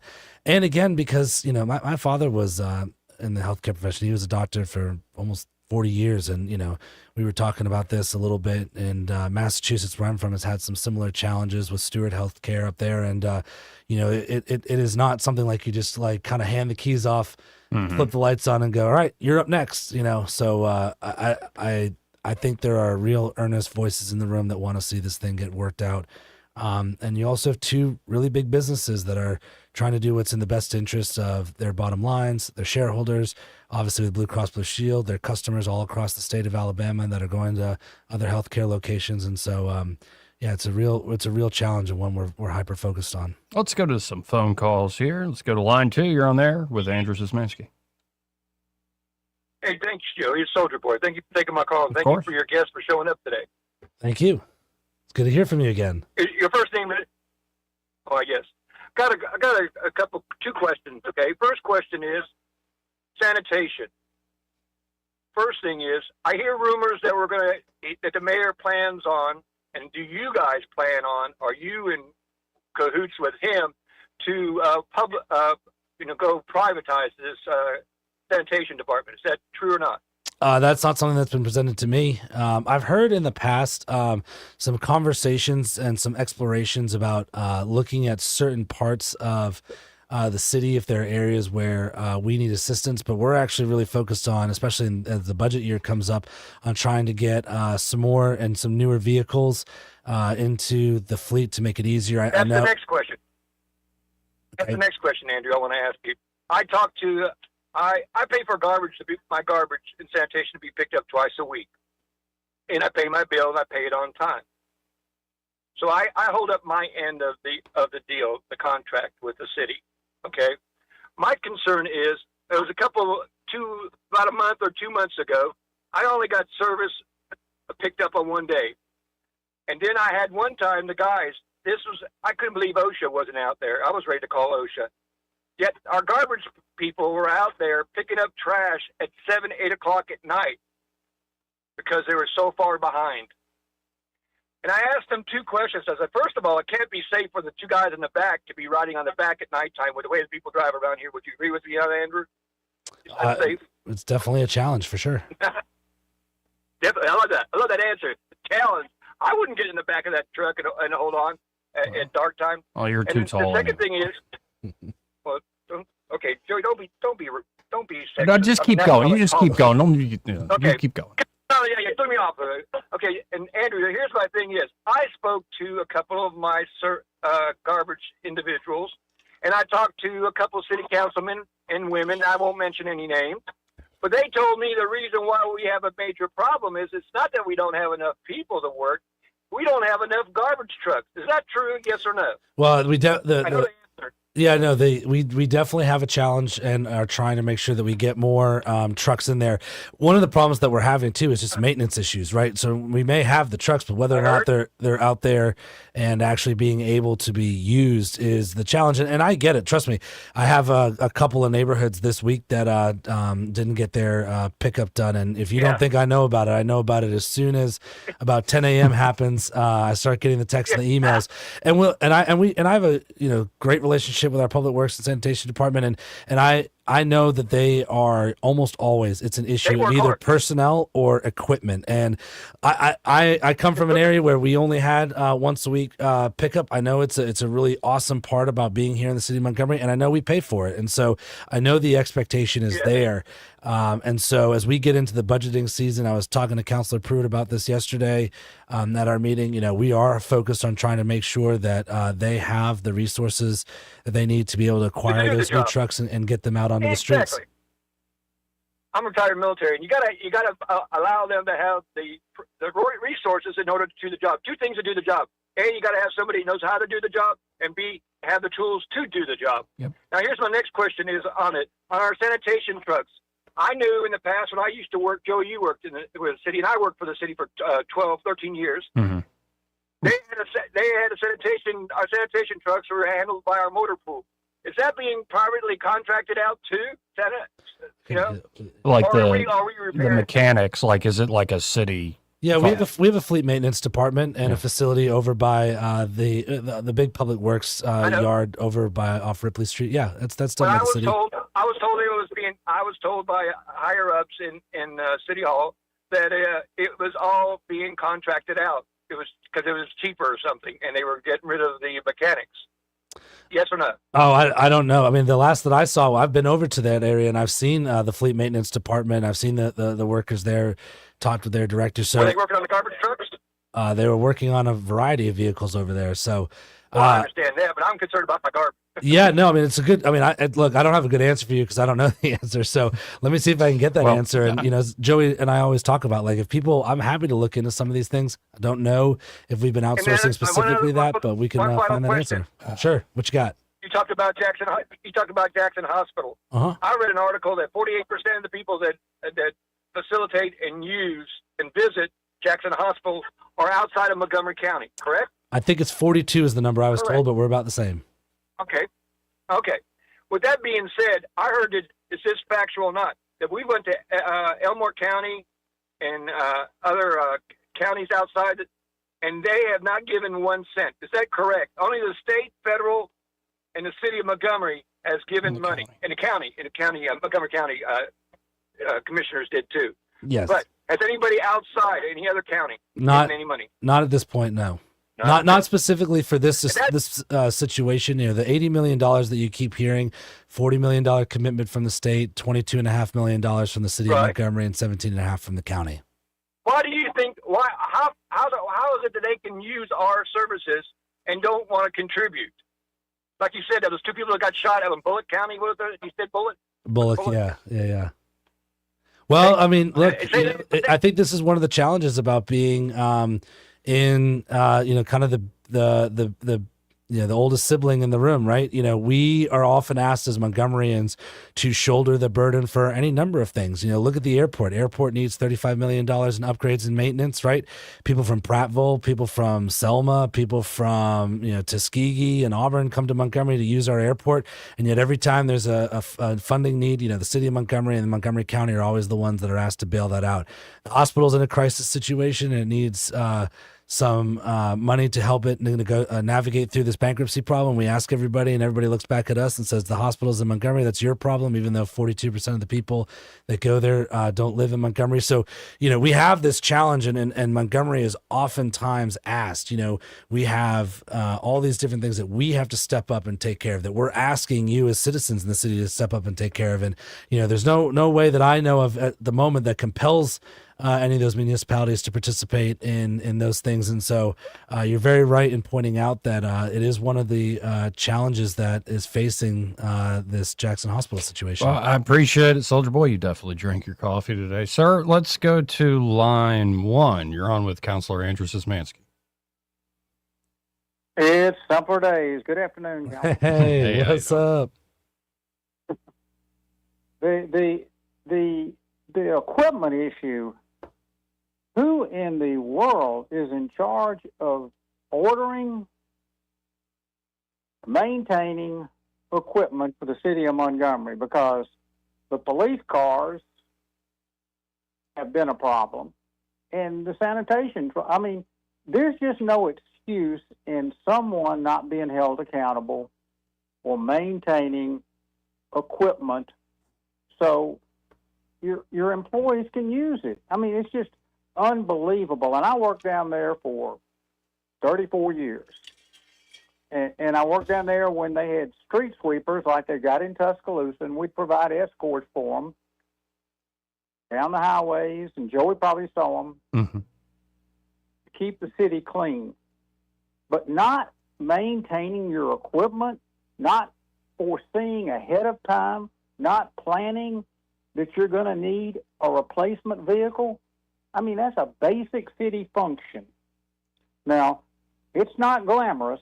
It's nuts and bolts, and some politicians don't like to be involved in it. But that is a basic function of the city of Montgomery, to make sure they've got proper equipment for employees to use. Item number 2, Councilman, is you talked about the two individuals taken to Jackson's Hospital from Bullock County gunshot. You know why they were taken there? Why were they taken there? Because Baptist South was full. Jackson Hospital is a level 3, the lowest trauma level hospital. Baptist South now just got level 1. Mm-hmm. Yeah, it's wonderful. all of the trauma 1. All of the gunshot victims, all of the high-priced trauma surgeons, anesthesiologists, all of the individuals that have to work on trauma patients, rollover car wrecks on 65 South, 85, they're all taking them to Baptist South because it is the trauma center. Jackson's isn't. And that's why those 2 individuals ended up there, because Baptist is full on any given night. And that's why they're having to bring in doctors from other parts of the state, other parts of the country, traveling nurses, to try to maintain it because they're overwhelmed. So, as you said, you know, Jackson's Hospital is critical. But maybe if we let it fail and the bankruptcy court comes in and says, okay, now somebody in a healthcare group, some friend, like you said, your relative, some friend will say, hey, we want to take it over now. We got everybody out of it. The bankruptcy court judge is in control of it. But, you know, it's just sad to see, as you said, the city that once had 3 hospitals. They used to have, I don't know if you remember, you weren't here then. They used to have a rotation system where the rotation went from Baptist South to Jackson's to Humana downtown. They rotated the ER, so they would give them a rest and let them get recharged, let their employees get a rest, let the doctors and nurses get a rest. Well, see, that's gone now. And it's all on level 1 trauma. If they got to crack a chest and do all that stuff, you got to have the right folks in there to do that.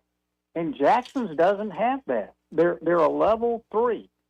So why should they get the same amount of money from Blue Cross that Baptist South is getting? Well, I mean, as I said, you know, as a city councilor, you know, our role when we were reviewing what we could do to try and help with the situation was to provide, you know, a level, as I said, you know, pretty unprecedented level of funding. And the governor, obviously went out on a limb and understands the importance of Jackson being a part of that 3-hospital system that we have, that we're very lucky to have, and obviously, we don't take lightly, this situation. And thank goodness we have such a strong, partner in Baptist Healthcare as well.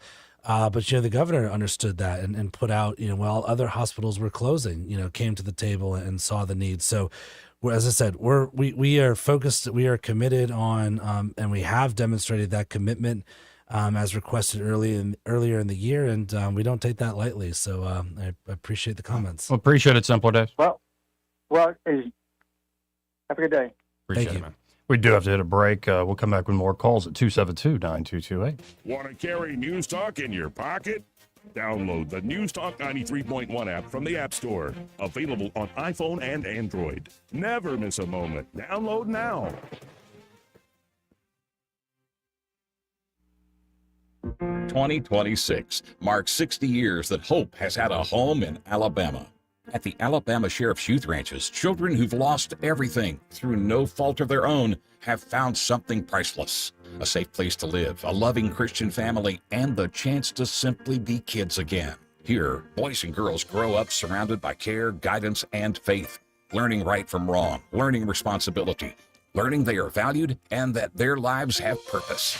As the Alabama Sheriffs have believed for 6 decades, it's easier to build boys and girls than to repair men and women. These former ranchers are now teachers, parents, business owners, and leaders, living proof that love, structure, and faith can change a life forever. As the Alabama Sheriff's Youth Ranches celebrate 60 years of serving Alabama's children, you can help ensure the next child has the same chance. Learn how you can make a difference at alabamasheriffsyouthranches.org. 60 years of building lives, and we're just getting started. What's your biggest investment? More than likely, it's your home. So treat it that way when you hire a painting contractor. With PBS Painting, there are no gimmicks, no $99 specials. Just quality painting and someone who treats your home with the same respect that you do. At PBS Painting, we have been painting for years and look forward to many more years to come. With PBS Painting, the job gets prepped properly, whether it's cleaning, scraping, or priming. We always use quality products, which is a must for a quality paint job. So if you're looking for a painter that doesn't need upfront money and is on the job at all times, then please give me a call. Scott Bowers and PBS Painting, 294-5122. That's PBS Painting, 294-5122. Look at some of our work on Facebook at PBS Painting Montgomery. Trust is the number one reason why a patient chooses a healthcare provider. Adams Drugs has been your trusted healthcare provider since 1962 and has been voted the number one pharmacy in the River region for many years. We strive each and every day to provide you the level of healthcare you have come to expect from Adams Drugs. The employees at Adams Drugs take pride in developing relationships with their patients, from making sure your prescriptions are filled correctly to getting to know you and your family's needs and following up on any questions you may have. Adams Drugs employees deliver top-notch service. We ask you to visit us at any of our locations in Montgomery, Prattville, Wetumpka, Millbrook, and Pine Level Marbury and give us a chance to earn your business. You can find us at adamsdrugs.net for the location that is nearest to you. Adams Drugs is your local, independently owned Health Mart pharmacy. Health Mart, taking the time to listen and care. This hour of news and views is brought to you by our good friends at Alabama Home Mortgage. Alabama Home Mortgage, 567-4223. Visit them on the web at myalabamahomemortgage.com. NMLS number 1586368, an equal housing lender. Rich Thomas Weather is brought to you by Victoryland. Victoryland Casinos, crowning 25K free play giveaway. The more you visit, the more chances you have to win. Victoryland Casino, where you can be a winner too. Rich Thomas Weather. Well, hi, everybody. We've got some hot and humid days in our future for the rest of the week. Today, a good bit of sunshine. I've got the rain chances today and tomorrow, really about 20% or less. So we'll say few and far between on the storms. Lows at night in the lower 70s. I think we'll be near 90 on Thursday and probably lower 90s by Friday and Saturday. So the days will be getting hotter. And not many storms on the radar this week. From the Blue Water Weather Center, this is Rich Thomas. When the heat hits to the river region, don't wait. If your AC quits, Hands Heating and Air offers same-day service, or your diagnostic charge is free with their Comfort a Day or You Don't Pay guarantee, plus 24/7 service with no overtime charges. The River Region's first and only news talk station on FM. Live, local talk. News Talk 93.1 FM WACV.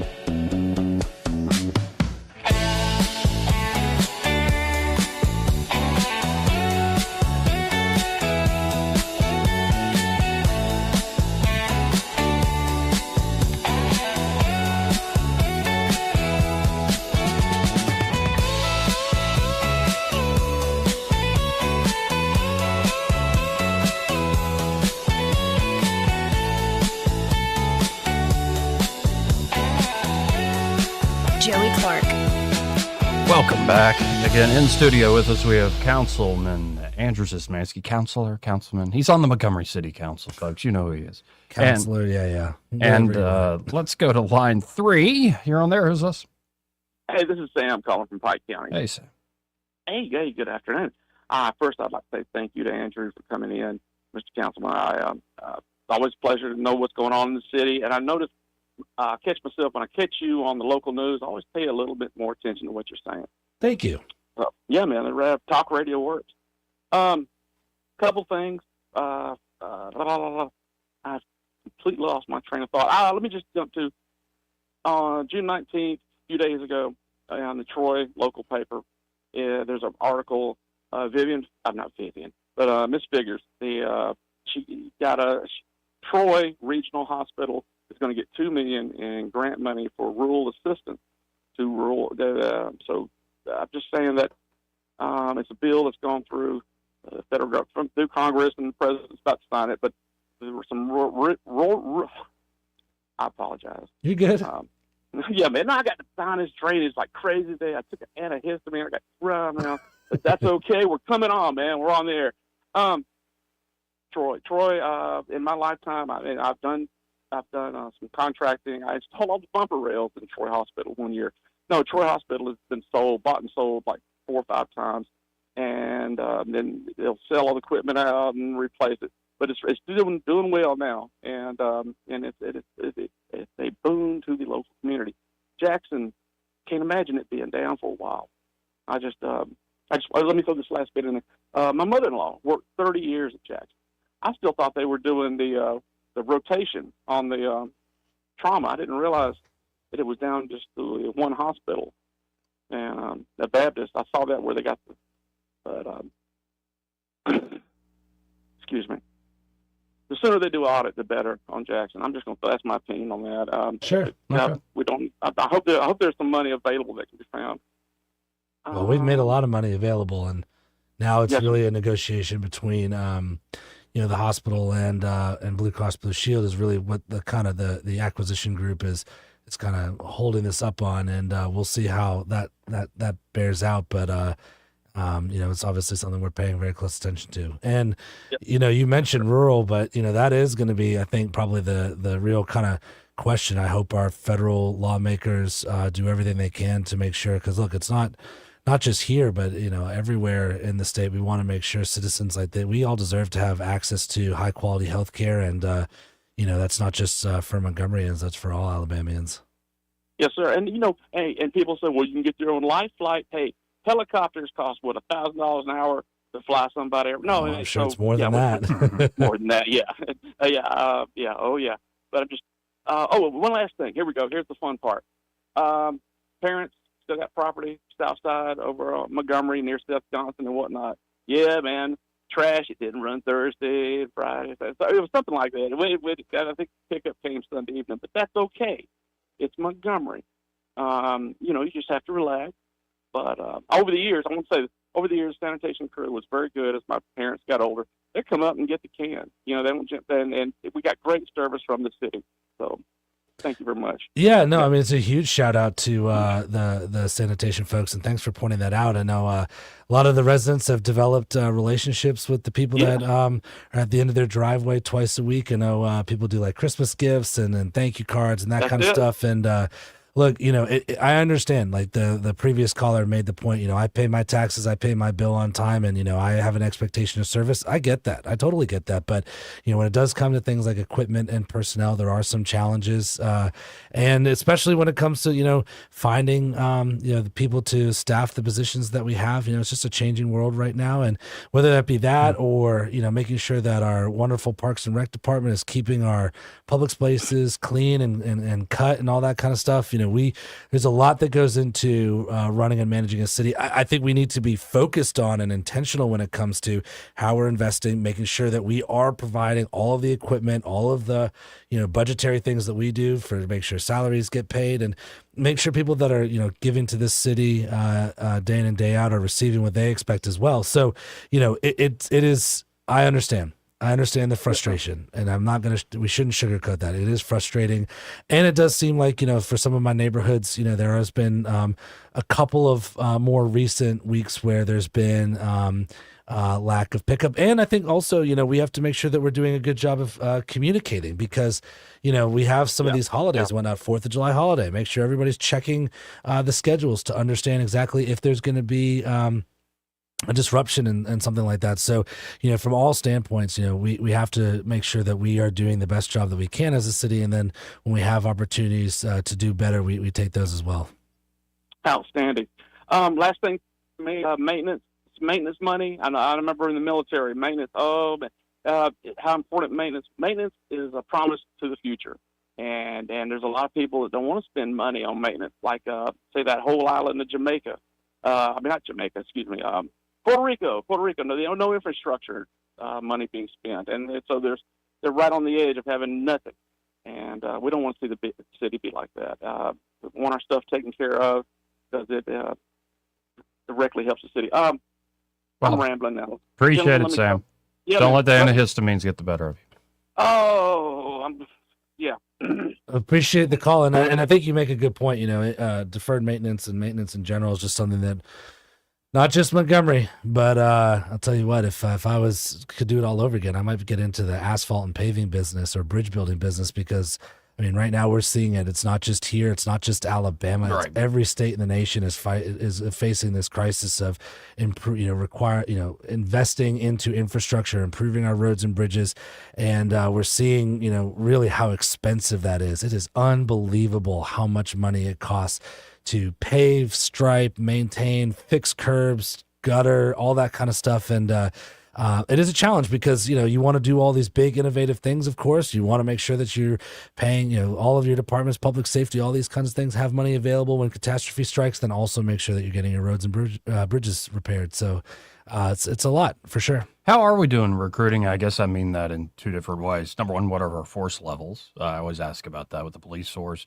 But more generally, and we were talking a little off air about it, recruiting folks to come live here, because I think you need a bunch of folks that are buying in, and perhaps a fresh pair of eyes or several pairs of eyes buying in and investing in the city could go a long way. But there's always that not in my backyard effect that is resistant to that. But first on the police force. Well, yeah. So with the police force, we had really great reports about the spring and some of the recruitment classes. And so, I know that there's always the back and forth about what the actual number is, but I know we're in a much better place or in a better place. I should say much better. I'll say we're in a better place than we were before, trending over in the 270s, 280s was the last number that I was told unofficially by somebody who only had tangential information, so I'll just be pretty candid about that. Yeah. But you're right. In public safety, as crazy as it may sound to some folks, and I know I get people tell me that I'm wrong about this all the time, but look, I talked to a couple of young officers, like when they're right now, Birmingham,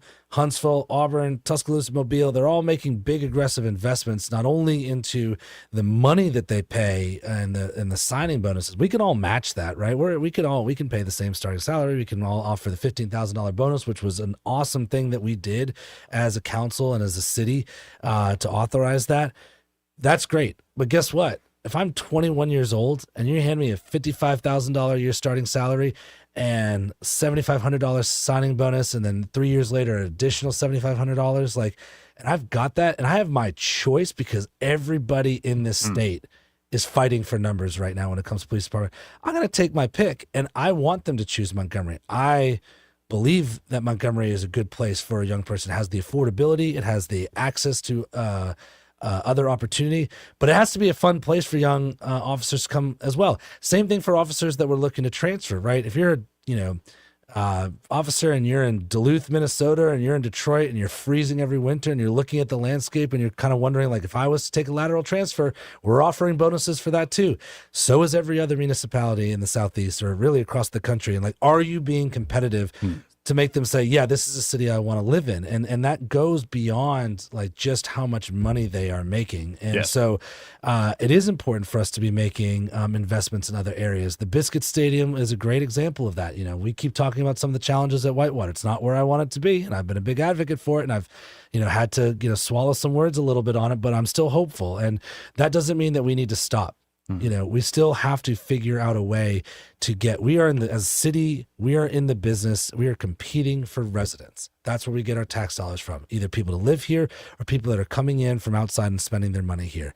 And we have to continue to find ways to invest in that in order to get people to say, yeah, I want to live in Montgomery. And I think this is a viable place for me to live. My final question, because I should have asked this of everybody I've interviewed who's on the city council. Do you live in your district? I do actually live in my district. I live in the Cloverdale Idlewild neighborhood. And it's a nice neighborhood. I once lived in. Yeah, it's a great neighborhood. I love it. I've owned my house for 10 years and this June. And, it's funny because, some people were asking about that. And I reminded people, like, one of the challenges about being a public official is that everything's public. And so, like where we live is public.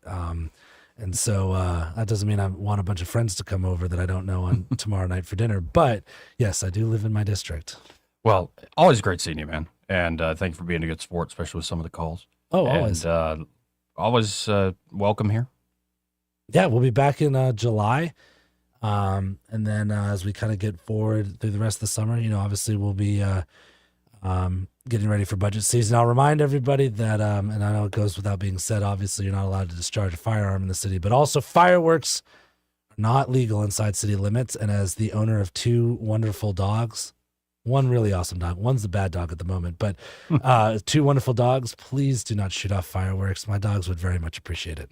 That's a good rule of thumb, folks. And plus, I'm sure there's going to be something at the riverfront and Biscuit Stadium. Festivities and Biscuits, man. The new renovation of the Biscuits. If you haven't been to the Biscuits, awesome. Well, folks, so you got to hit this break. We'll be back with Michael Cohen. He may not know whether he's coming or going, but whether you're going to work or coming home, Greg Budell is there. Mornings 6 till 9 and afternoons 3 till 6. Only on News Talk 93.1 FM WACV. Are you tired of the mainstream media's biased reporting? Do you want to stay informed on the news that really matters to you? Look no further than 1819 News. At 1819 News, we bring you the latest in Alabama news, politics, sports, culture, and more. We've assembled a team of journalists with Alabama values dedicated to the truth and the truth alone. Visit us at 1819news.com today. That's 1819news.com. Subscribe to our newsletter. Honest News, Alabama Values. Hey, y'all, Lewis at the Capital Oyster Bar over here on that beautiful Alabama River, cooking up that fresh seafood for you. We rent out pontoon boats. All you need is a driver's license and a credit card. We got an RV park down here. You can come down here and stay with us a little while. We got a nice bathhouse and a laundry down here, so we can take care of all your needs. And let's talk about some oysters, y'all. We're getting some oysters from Apalachicola, Florida. Most of my oysters are farm raised from Alabama, but Alabama shut down, and this is the first time in 15 years that we've been getting oysters from Apalachicola. So come on by, we'll shuck you some. We can throw them in the steamer and make you some oysters Rockefeller, or just cook them however you like them. We got the fried oysters, fried shrimp. Check it all out, CapitalOysterBar.com, or go to our Facebook page. You'll see a menu on there, and we got, like I say, a fryer, a steamer, and a grill. So we got something I know you're gonna like. There's no show this weekend, and as a matter of fact, this is the end of the shows for a few weeks because we're shutting down next week. That's right, our annual vacation coming up July the 4th. But we'll be here this week, and we'll feed you some good seafood. Come on down here hungry, bring your crew with you. This is your roving reporter. Today I'm talking with a man from outer space. What's up, Earthling? I see you've landed your spacecraft over there in that field. That's right, man. My question is, why have you landed here on our planet? I came to see David Ernest. The asset preservationist? Yeah, man. I wanted to see if he would take a look at my portfolio for me. Well, before you make the trip over there, call him on his toll-free number, 833-596-7233. And I understand those last 4 digits spell out the word safe. That is correct. Funny thing happened the last time I came to Earth. What was that? I went to the Walmart, man. Yes? And I accidentally went in the back door. How did that work out? Well, they stopped me and very gently told me that I needed to go around front and come in. And then what did you do? I said, cool, man. Take me to your greeter. You flew millions of miles just for that. Hey, man, I don't ride them. I just read them. This hour of news and views is brought to you by our good friends at Alabama Home Mortgage. Alabama Home Mortgage, 567-4223. Visit them on the web at myalabamahomemortgage.com. NMLS number 1586368, an equal housing lender. Live, local talk. The River Region's most trusted voice for news and opinion. News Talk 93.1 FM WACV.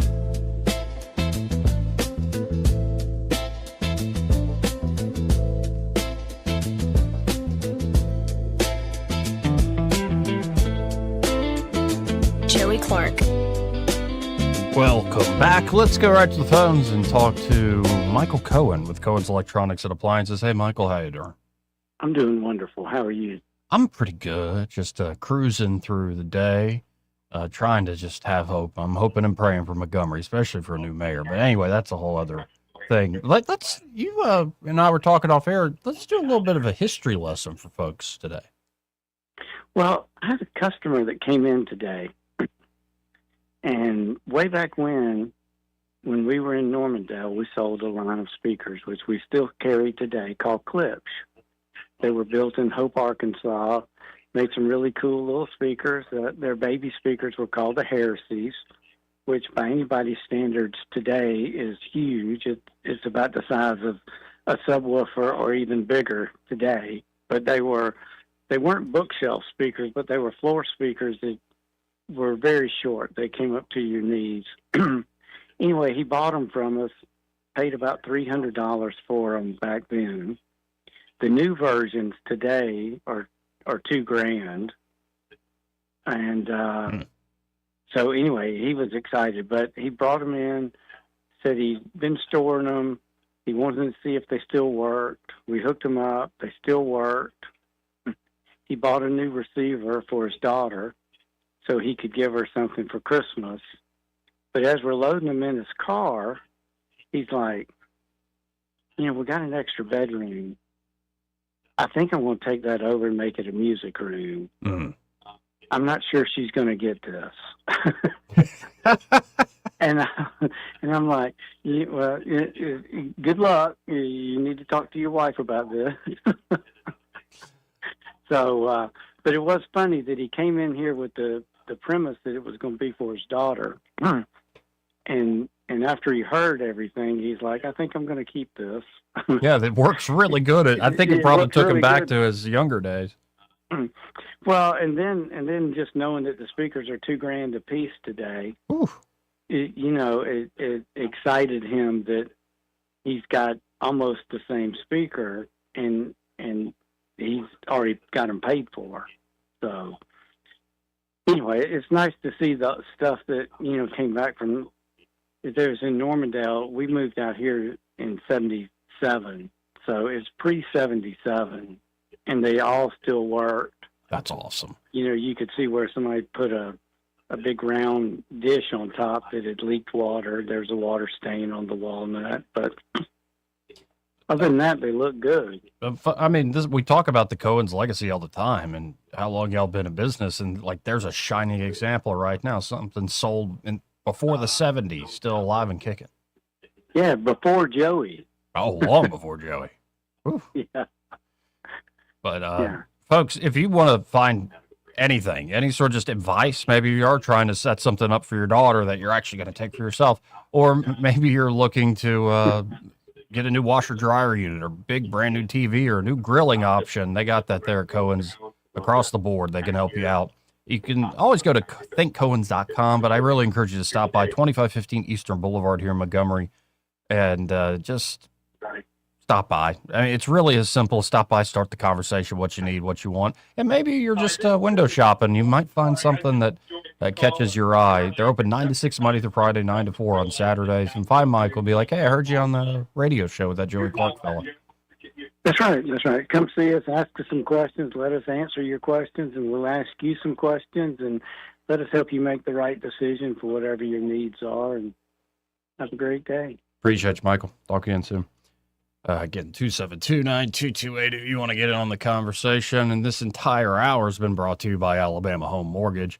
And they're at Alabama Home Mortgage. They can help you with getting a home. Maybe you're looking to buy a home, purchase a home, or it could be you're looking to refinance that current home. Whatever your goals, they can help you at Alabama Home Mortgage. And if you're looking to buy, maybe you've been on the bubble and thinking about it for a while. You occasionally look online at some of the listings.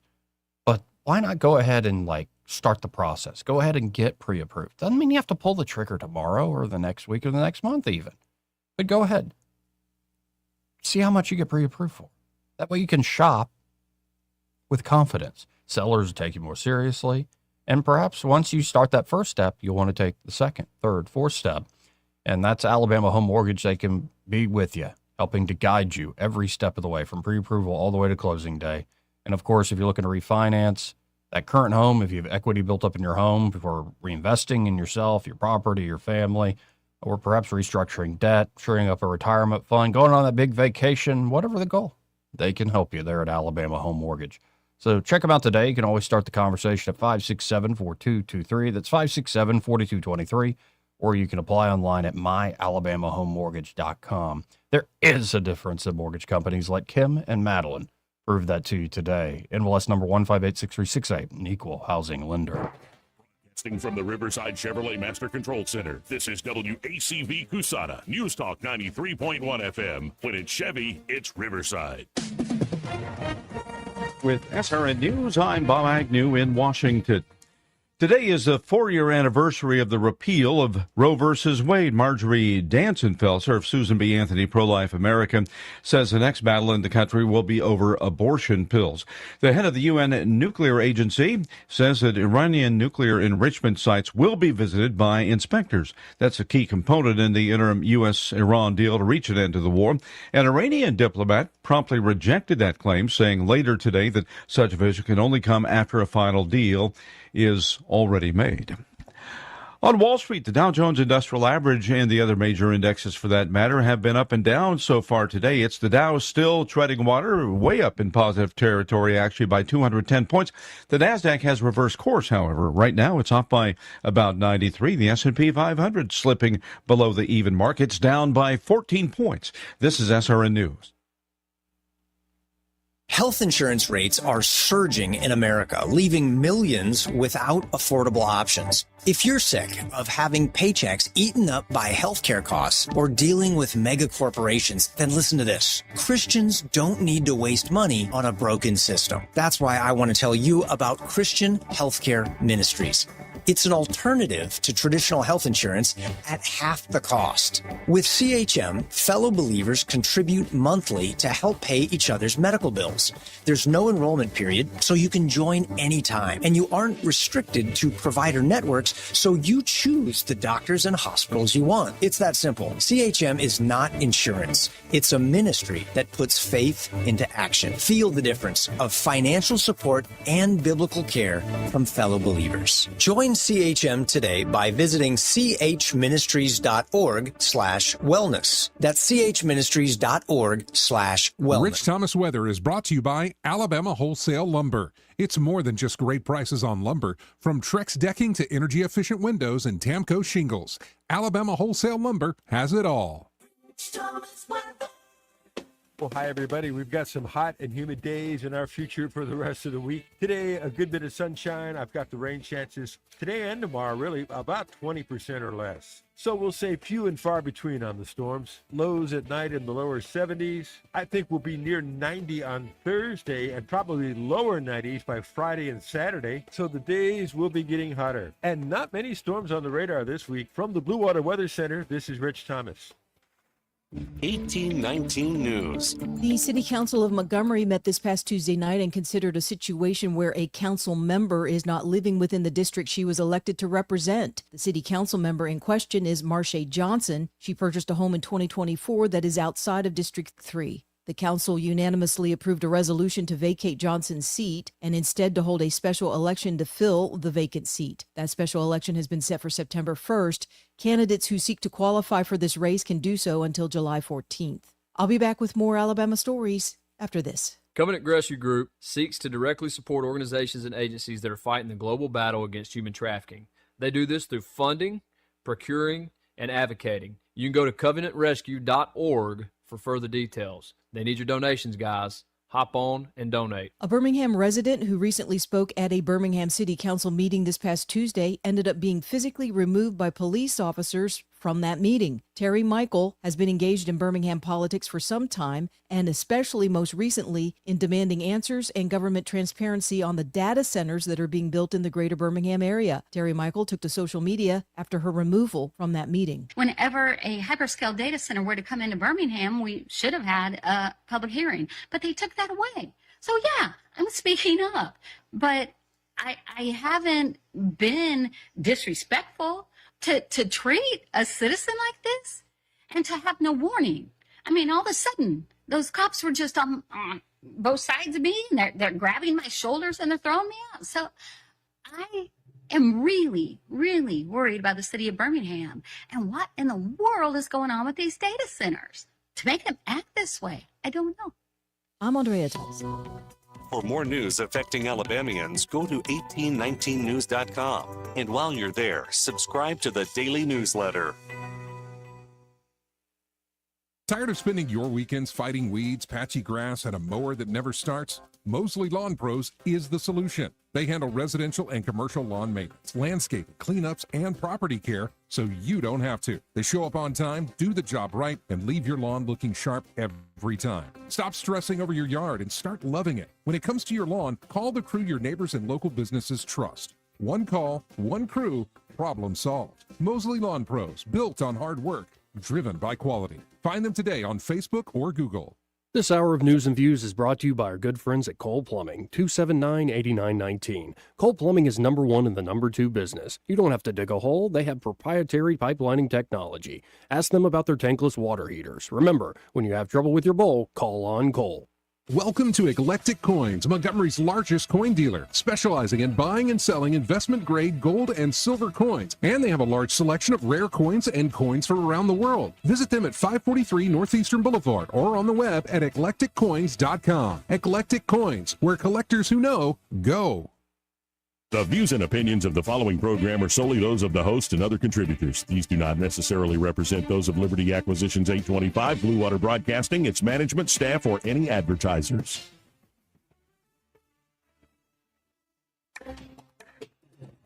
It's time for Montgomery's conversational radio show. It's News and Views on News Talk 93.1 FM. To join the conversation, call 272-9228.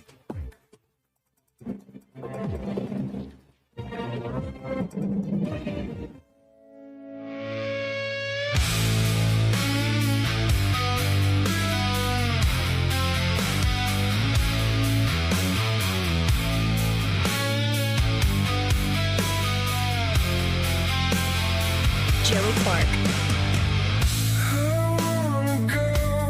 Welcome back. So again, at the end of yesterday's business in the United States Senate, or something around yesterday, they finally passed this big housing thing. And in fact, I'm looking at a post here from Senator Katie Boyd, Britt, saying, "Last night I presided over the Senate as we passed the bipartisan 21st Century Road to Housing Act. This landmark legislation includes my Helping More Families Save Act, which will expand participation in the HUD, Housing and Urban Development Family Self-Sufficiency Program. Proud to see this bill to help move families off of the government assistance and towards economic independence head to the House and then the president's desk. And so here's that clip of Senator Britt presiding over this. Question occurs on the motion to concur with the amendment. Yeas and nays were previously ordered. The yeas and nays were previously ordered. The clerk will call the roll. Ms. Alsobrooks, Mr. Armstrong, Ms. Baldwin, Mr. Banks, Mr. Barrasso. And the U.S. Senate now holding its only scheduled vote for the day. and it passed. But earlier today, Donald Trump put this out. Today's housing news conference and signing is hereby canceled until such time as we pass the desperately needed Save America Act, which I consider to be a national emergency. Thank you for your attention to this matter, President DJT. And jumping in on this action is now U.S. Representative Congressman Barry Moore. He is, of course, the Republican nominee for U.S. Senate in Alabama.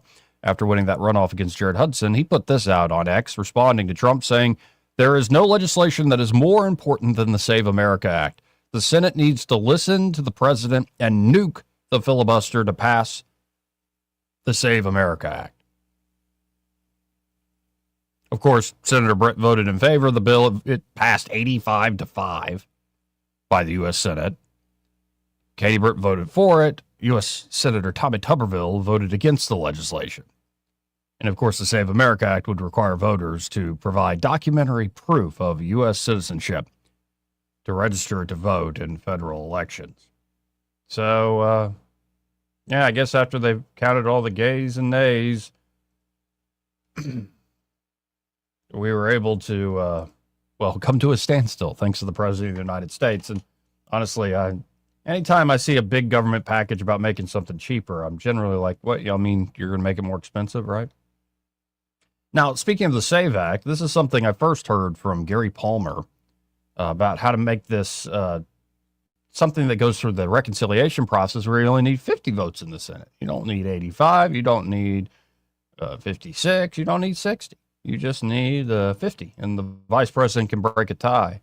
Well, here's Speaker of the House, Mike Johnson, talking about this possibility, since the president seems pretty adamant about this. He's laser focused on Save America Act, as most common sense Americans are. The only path, I think, to get that done, because you're never going to get 7 Democrats to join 53 Republicans in the Senate to do that. They will not do it. Chuck Schumer will never vote for that or release any Democrat to do it. You have to put it on a reconciliation bill. We believe that if you create a grant program that ties it to reconciling the budget, and you allow blue states, if they come to their senses and they want to avail themselves of election integrity proposals and ideas and policies, they can draw down from a federal fund and use those funds. We're willing to invest heavily in that. And House Republicans will put together a reconciliation bill, Reconciliation 3.0, that will have that. I talked the president through that in detail this morning, as I have in the past, and he said, "Can we do it?" I said, "We can, if the Republicans will stand together."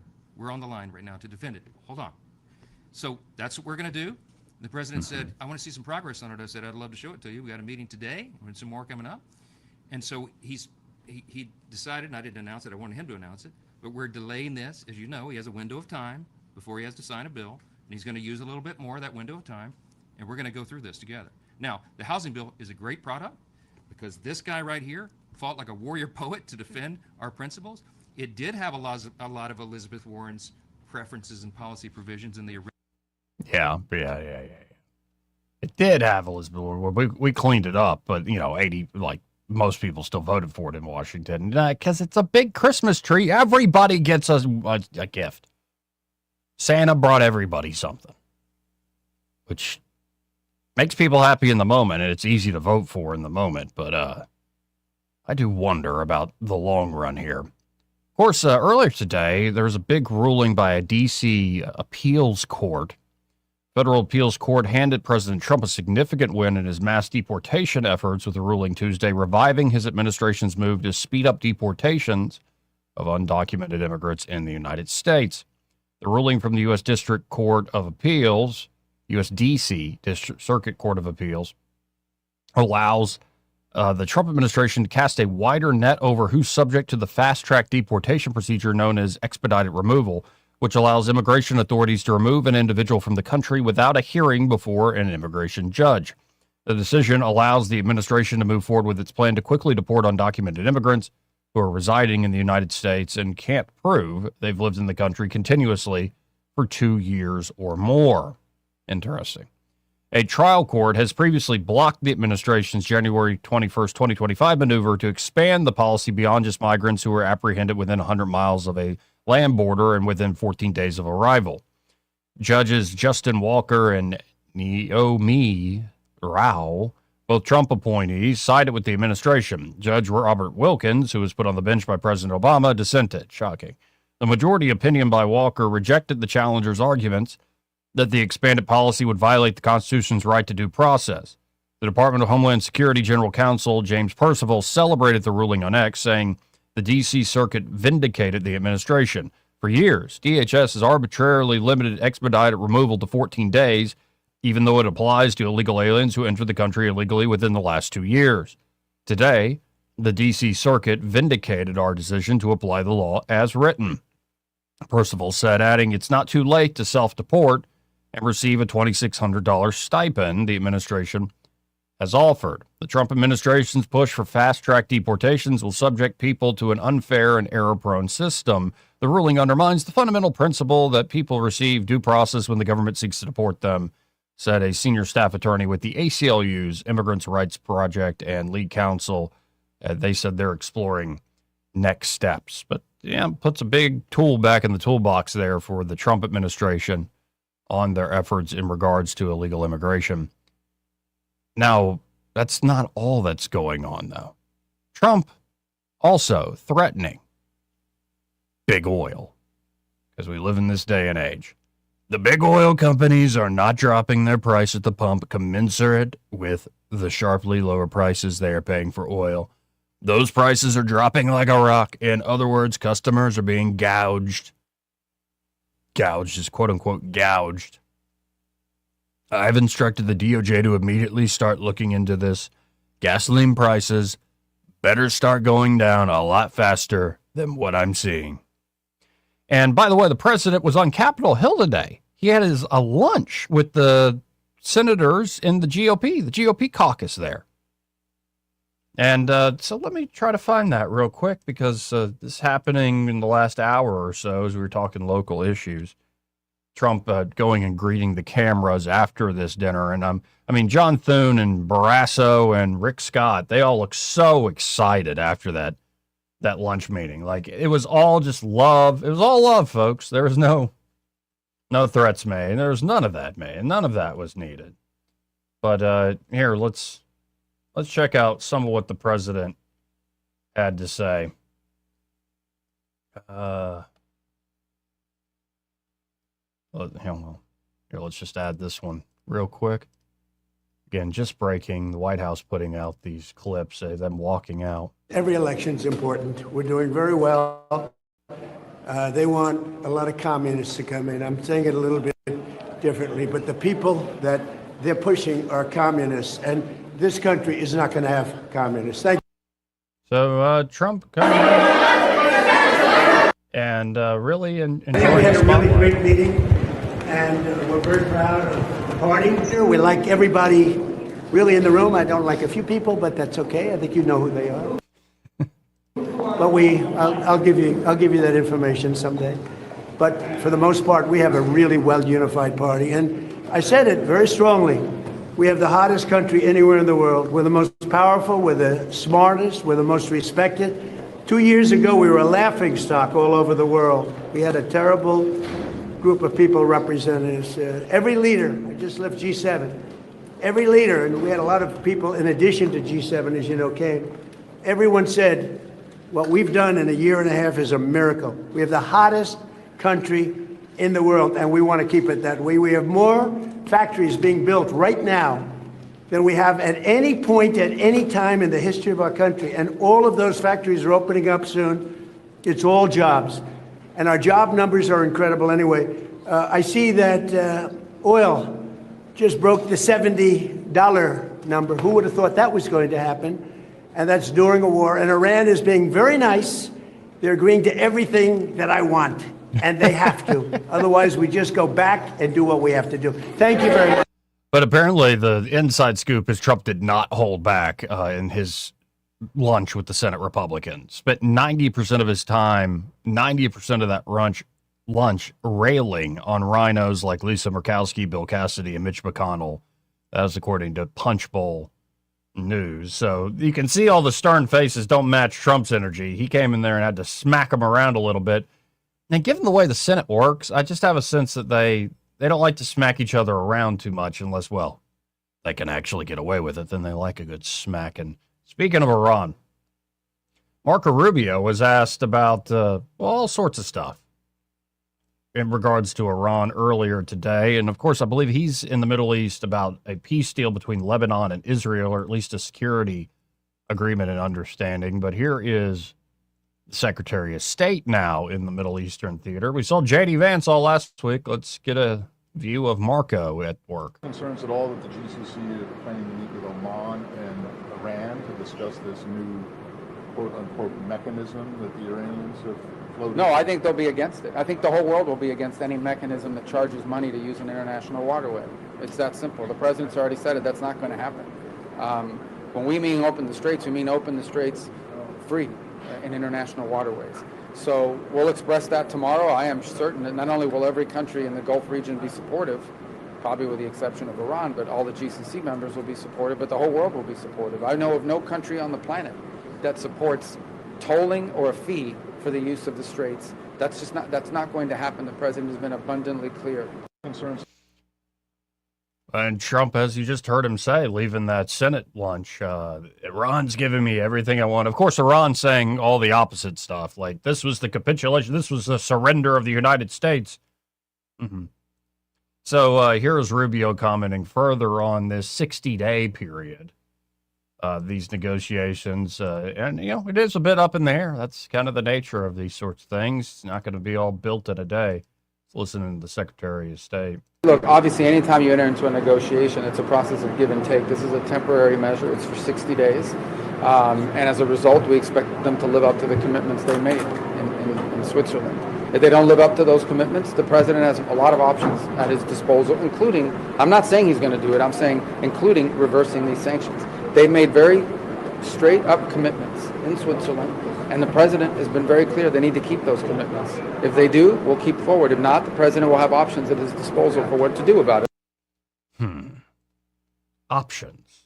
No, I think a lot of it is actually economic sanctions. And then Rubio commenting on the Lebanese armed forces. Because, you know, this is like the last front that's the big sticking point, especially with Hezbollah being there in the southern part of the country, firing rockets into Israel, Israel then taking the southern part of the country for defensive reasons, and then blowing up Beirut some more, and it's just a whole mess. But let's listen in. Last clip here from the Secretary of State. Well, the only reason Israel's in Lebanon is because Hezbollah launches rockets and drones from there. They've made that clear, and the talks continue today. They started yesterday. They'll go on today. They'll go on tomorrow, and that's exactly that they're talking to the Lebanese about with our mediation, and that is our hope that the Lebanese armed forces and the legitimate sovereign Lebanese government will continue to be able to control and secure more and more of their own territory, because that's who needs to control Lebanese territory, not a terrorist group like Hezbollah. So that's the goal. And I think the Israelis have been clear. They don't have any quarrels with the Lebanese people. They don't have any claims on the territory of Lebanon. The reason why they're involved there is because territory of Lebanon is being used to launch drones and missiles against Israel. But the more of that area the Lebanese armed forces is able to secure, the less of it's in Hezbollah's control, the less Israel will be in Lebanon. But obviously that's the process we're working through right now with these talks. That's at the core of these talks. Is it your assessment that the Lebanese armed forces today, as it stands, are capable enough, trustworthy enough to actually... Well, that's what we have to do. Look, we have to build up that capacity. That's been a long-standing challenge. I think the willingness is there. I think we need to help build up that capacity.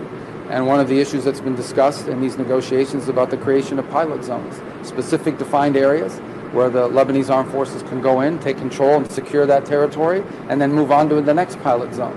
So it'll be a process. This is not going to happen overnight. I remind everybody that Israel was conducting operations in southern Lebanon well before this operation happened. And so This is something we all want to see resolved for the future of Lebanon. We want to see a Lebanon that's in the control of their legitimate government, where there is no foreign government encroaching on their territory. And I want to reiterate that the Israelis have told us, and that is the only reason why they're there is because Hezbollah is launching against their people. Oh, what a mess, man. All these different plates up in the air, spinning away. Let's go to line 1. You're on there. Who's this? Hey, Joey. Hey, man, can you, not call the show every other second? I wanted to ask... Robert, stop it. Stop.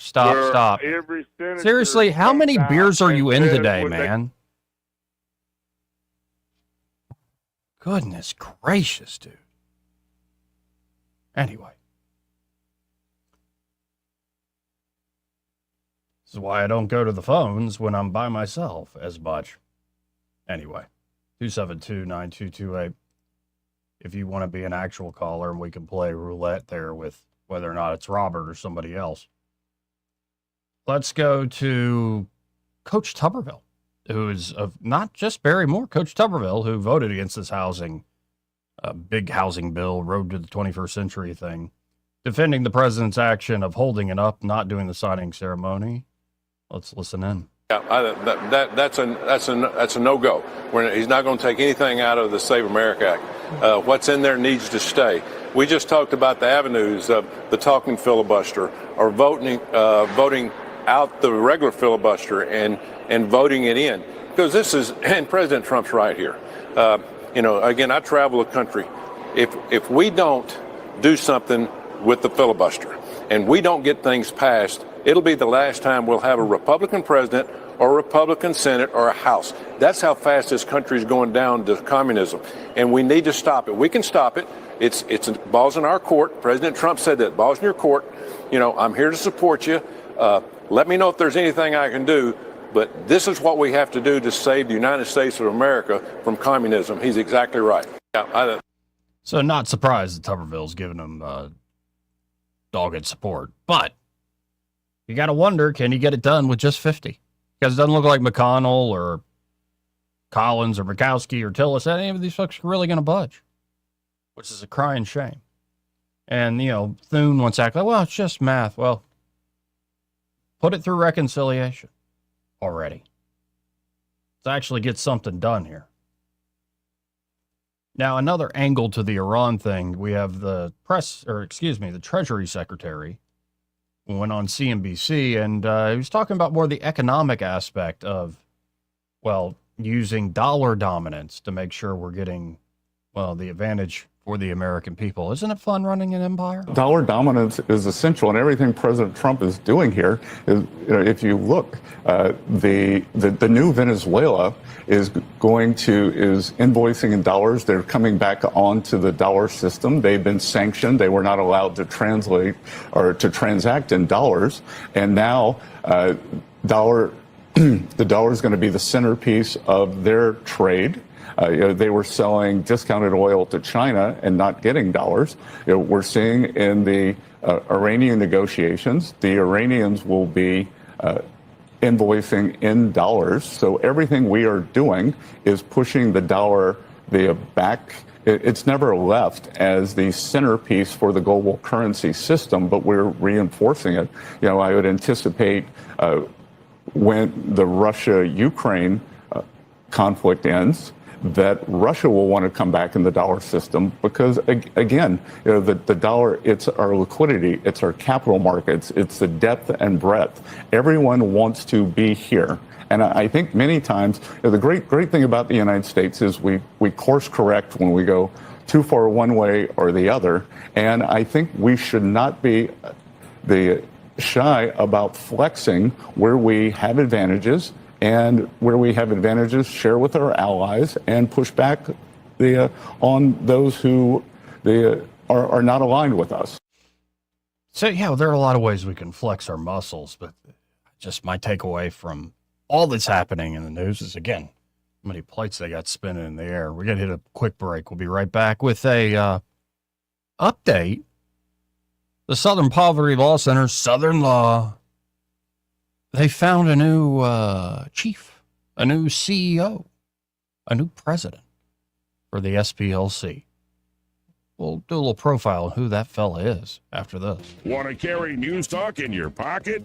Download the News Talk 93.1 app from the App Store. Available on iPhone and Android. Never miss a moment. Download now.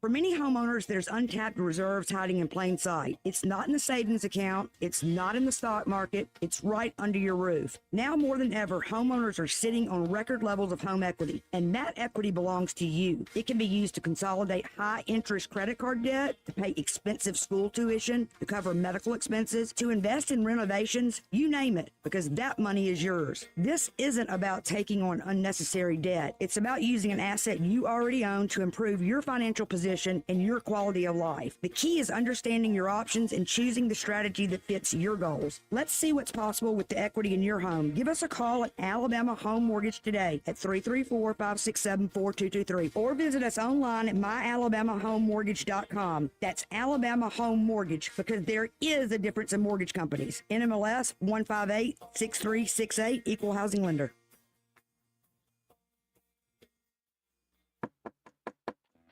Hello, everyone. Robbie Pelt with Capital City Roofing. If you think about it, your home is your biggest investment in life. Your roof covers your home, so why jeopardize your biggest investment on a roofer you don't know anything about when you can deal with a reputable roofing company like Capital City Roofing?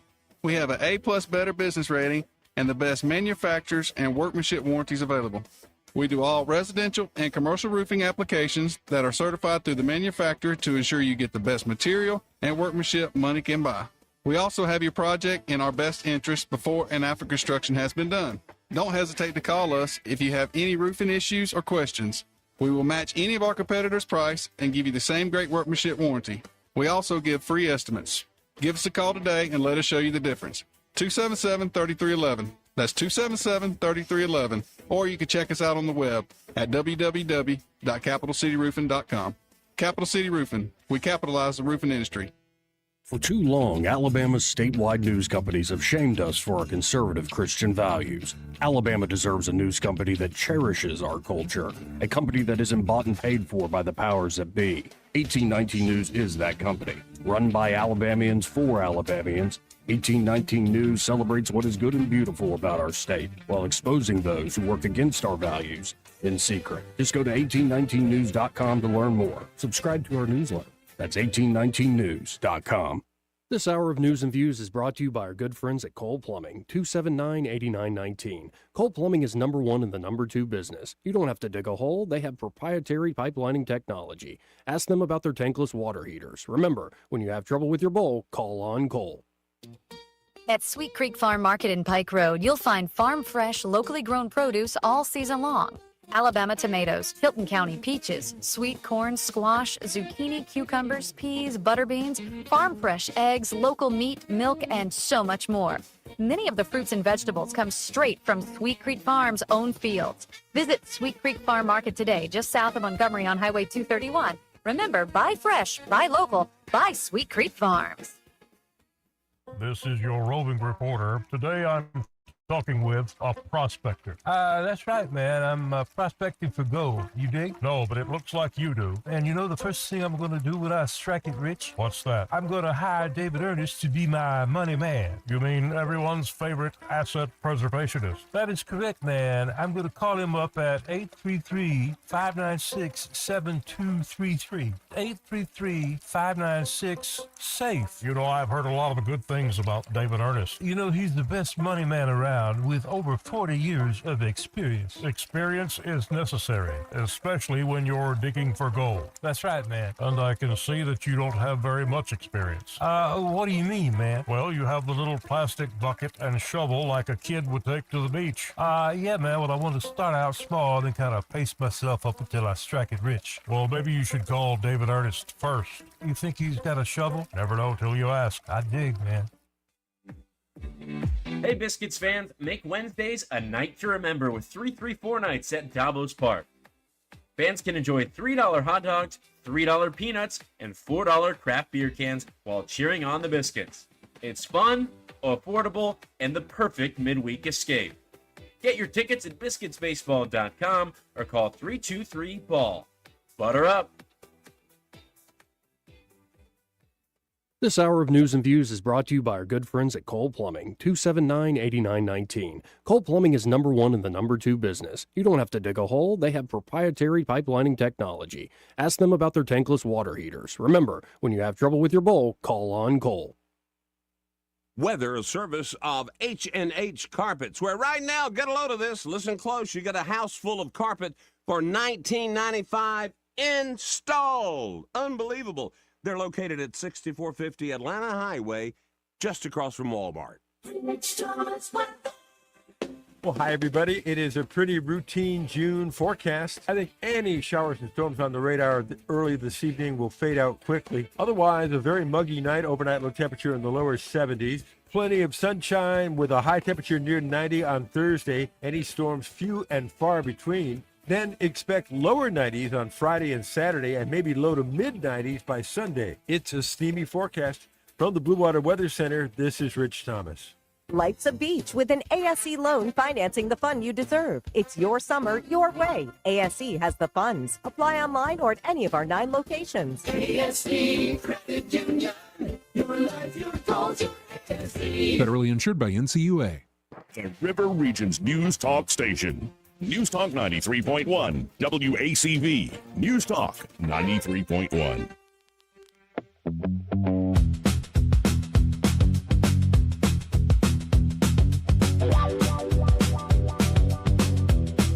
Joey Clark.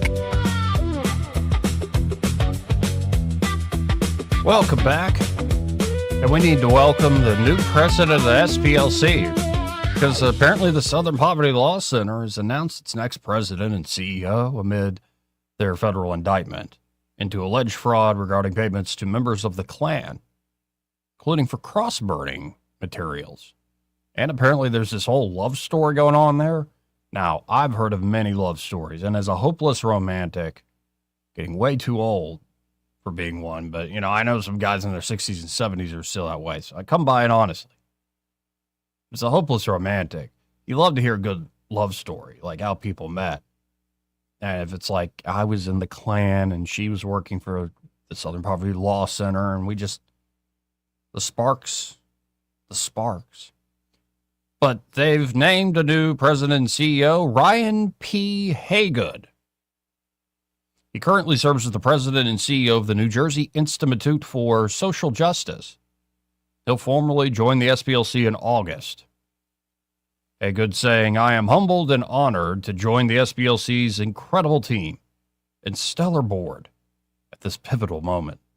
Guess did they find themselves a wartime consigliere? I don't know. Let's look at this guy. Haygood has repeatedly advocated for the claim that America is still systemically, not systematic, it's systemically racist, despite the civil rights movement's progress. In 2021, he described the mission of the New Jersey Institute for Social Justice as, quote, to topple load-bearing walls of structural inequality using, quote, cutting-edge racial justice advocacy to build reparative systems that create wealth, transform justice, and harness democratic power. He claimed the COVID-19 pandemic exposed the pre-existing and deeply embedded cracks of structural racism in New Jersey's foundations. In February of 2024, the new president of the SPLC, Mr. Haygood, claimed that the $300,000 racial wealth gap in New Jersey reflects something inherently wrong with the system in which we operate, going back to slavery, which shaped every aspect of our founding and every aspect of our present-day reality. And under Haygood's leadership, the New Jersey Institute for Social Justice created the New Jersey Reparations Council. The council published a report in June 2025 calling not just for direct payments to black people, but also comprehensive policy change, saying, quote, because slavery harmed both enslaved and free black people, and because segregation and institutional racism have harmed descendants of enslaved people, as well as black people who arrived in New Jersey well after slavery, all black people in New Jersey are eligible for reparations, the report states. It claims that, quote, the only way to close the racial wealth gap is through direct payments to black individuals, with a capital B, baby, in tandem with transformational policies that change systems.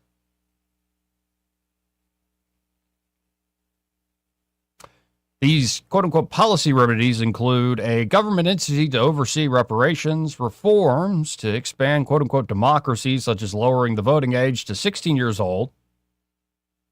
Talk about young, dumb, and full of ideas. Change it to 16 years old for non-federal elections, passing a constitutional amendment guaranteeing a right to full employment, increasing the minimum wage, creating programs to prioritize hiring racial minorities in medicine, cutting carbon emissions on the basis that highways were historically constructed to go through black neighborhoods so vehicles pose a greater threat to the health of black communities, establishing a government-created legal defense fund to institutionalize lawsuits against quote-unquote polluters, and shifting funds away from police and towards non-law enforcement multidisciplinary response teams.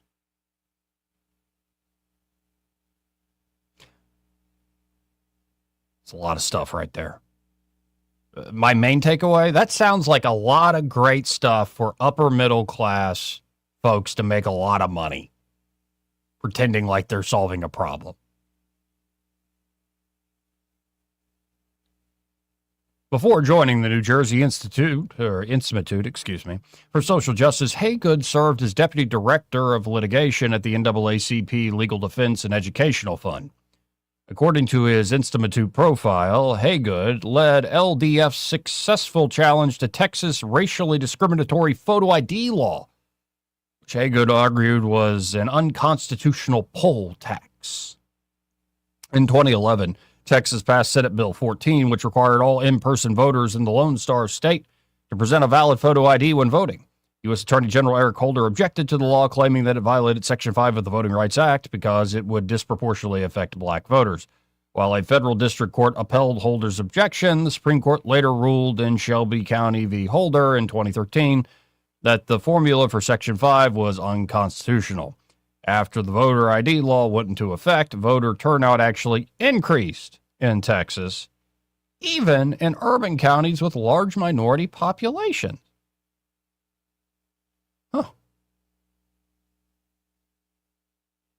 But he called it an unconstitutional poll tax. Now, it actually sounded like a constitutional voter integrity measure. Haygood presents his Christian faith publicly.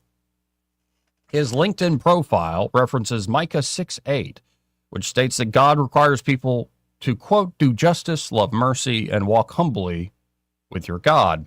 His profile describes him as saved by God's grace and cites 2 Timothy 1:7, in which St. Paul writes that God gave us a spirit not of fear, but of power and love and a sound mind.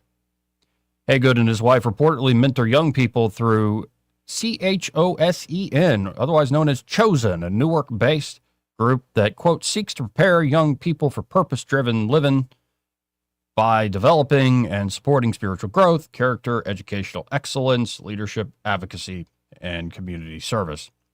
The SPLC may have chosen Haygood as CEO in part to address the accusations that the SPLC is anti-Christian.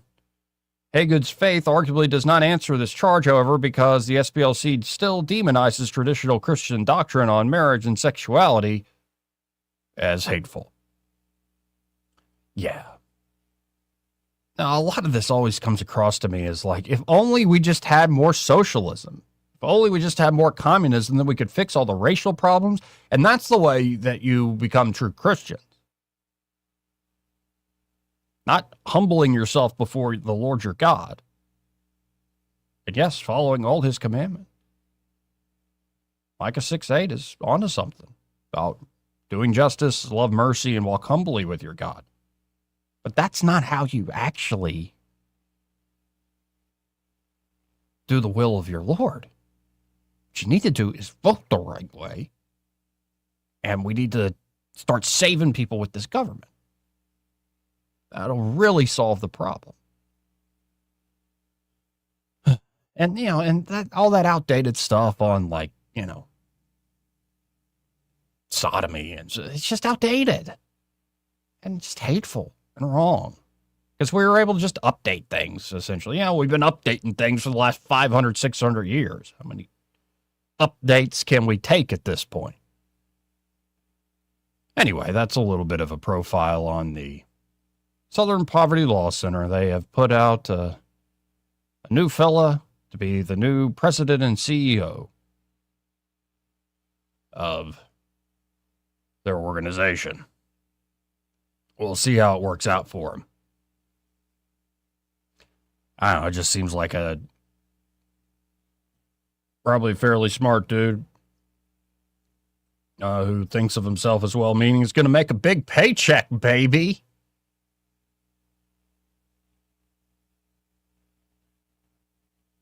But of course, he'll make that paycheck by doing all those good things, right? You mean advancing policies that are never going to see the light of day, that constantly perpetuate narratives that raise up a golden calf that people worship instead of the Lord Almighty? Yeah. But, good for him. Good for the SPLC. We'll see how they do in court. Because I have a sense that more stuff's going to come down as the SPLC is further investigated by the DOJ and other partners. Might be fascinating to see just how deep this rabbit hole goes.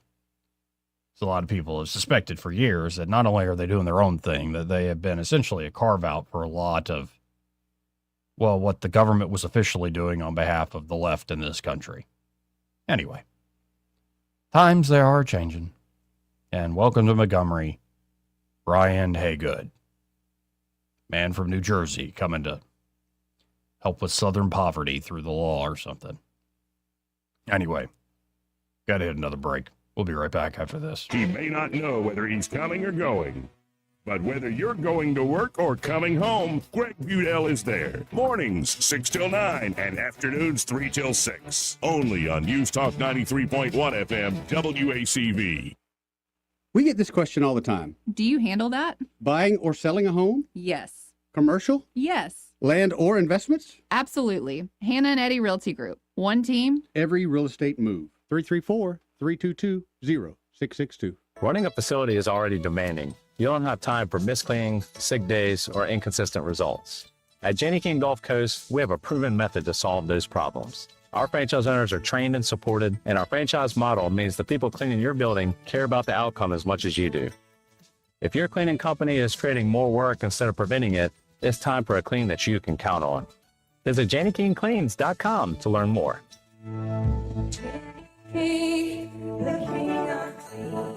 Hi, I'm Doug Tullis with Eclectic Coins, 543 Northeastern Boulevard. Since I partnered with Blue Water Broadcasting, my business has grown more than I could ever imagine. If you're looking to grow your business, please consider giving Blue Water Broadcasting a call. They work for me. I know they'll work for you. Our advertisers are our biggest advocates. Call us to find out how radio can increase your bottom line. Blue Water Broadcasting. Local folks helping local business. This hour of News and Views is brought to you by our good friends at Cole Plumbing, 279-8919. Cole Plumbing is number one in the number two business. You don't have to dig a hole. They have proprietary pipelining technology. Ask them about their tankless water heaters. Remember, when you have trouble with your bowl, call on Cole. Live local talk. The River Region's only 24-hour News Talk FM station. News Talk 93.1 FM WACV. Joey Clark. Welcome back. Let's go right to the phones and talk to Ray Bowles from Prattville Carpet. Hey, Ray, how you doing? Man, it's been a great day. Just got off a webinar with my lady that handles all of our website, way above my head. I just sit there and you say, yes, yes. Okay, great. I have no clue what you're talking about. But it still looks great, right? It looks great. Hey, our website looks very professional. I just pay it every month and say, yes, thank you. Yes, that sounds good, yes. I appreciate that. So that's how I handle websites, because we do have have you ever been on our website? Actually, no, I've been more just going straight to the source, talking to you every day, but I could look it up right. Well, the website is just Private Carpet. It's privatecarpet.com. It looks so professional. This lady, Maddie's been doing it for years, and it's just, she makes me look really good. I even had my competitors call and say, man, your website looks good. Where do you get it from? I said, Ralph down the street. Yeah, I'm looking at it now. job. You ain't lying, man. This is a beautiful website. Well constructed. But there again, they try to explain to me how to make a watch and just telling me what time it is. And I just have to sit there and grin and look really like I know what they're talking about. Now, folks, you can get a good look at all the different products on there. And this is, again, just privatecarpet.com, and including the smart string. Yeah, you can go in and ask for a, click on it and ask for us to come out and give you a measurement. And you can, if you see a product you like, you can click on it and get a free piece, like a little sample sent to your house. Ooh. I think it's all kind of neat stuff on it. I never talk about the website. I forget about it until we get up a meeting like this, and then it's back on my mind again. Well, and it always helps when you got a cute dog on the smart strand carpet at the very top. That's right. That's right. Not my dog. My dog's a Doberman. Of course, I do have a cute Fifi's real cute. I could put her on there, I suppose. But if y'all are looking for a floor, it's a really easy way to go on there, check out what we've got. Like I said, the samples are free. If you want to click on the sample, free. If you don't have time to call the store, or you click on it, ask for somebody to come out and set what time you want to be there, and we'll have somebody there for you. So it's a neat little way to get in contact with us. Or you can just call us at 285-8117. Again, that's 285-8117, and be sure to tell them you heard Ray Bowles on the radio with that Joey Clark fella. Joey, have a great day. You too, Ray. So, coming to the close of things here. It's good seeing Andrew Szymanski. For those who just checking in, Marsha Johnson's no longer on the city council because she doesn't live in her district. It's the rule. You could be excited about it, you could be upset about it, but like that's just plain as day. Like, you need to live in the district that you supposedly represent. Also, Trump got a new tool back in the toolbox when it comes to immigration enforcement, and now being able to deport folks who have been here 2 years or less. Can't show they've been here more than 2 years without a judge, without going in front of an immigration judge. That was just handed down by the D.C. Circuit Appeals Court. And, of course, there's one story here that I didn't really get into, but it's a new study that has found, there's a little bit of bias when it comes to public libraries and publishers and how they are, telling American history. And, as we head into America's 250th anniversary party, it's interesting to see how, certain organs of power, so that's one way to think of, say, your universities and public libraries and publishers. But a new report alleges that public libraries and publishers are censoring faith from the American story while actively pushing progressive revisionist history to young readers. You don't say. The study by conservative publisher Brave Books, titled The America 250 Faith Gap, analyzed more than 300 books across 25 reading lists, curated by children's publishers, public libraries, and other institutional sources for the nation's upcoming 250th anniversary. The study reportedly found 0 titles directly addressing faith, religious liberty, or Christianity's role in the founding of the United States, despite religious liberty being enshrined in the First Amendment, like the very first one. While books on the Great Awakening, the faith, lives of the founders, and the Black Church's role in American history were completely absent, according to the report. The list included Ibram X. Kendi's Stamped for Kids and Nicole Hannah-Jones's Born on the Water, a picture book tied to the controversial 1619 Project. Several recommended titles focus heavily on transgender activism during the 1969 Stonewall riots, including a picture book for young children. List also heavily promoted Kate Messner's History Smashers series, which claims to expose myths, lies, and secrets in American history.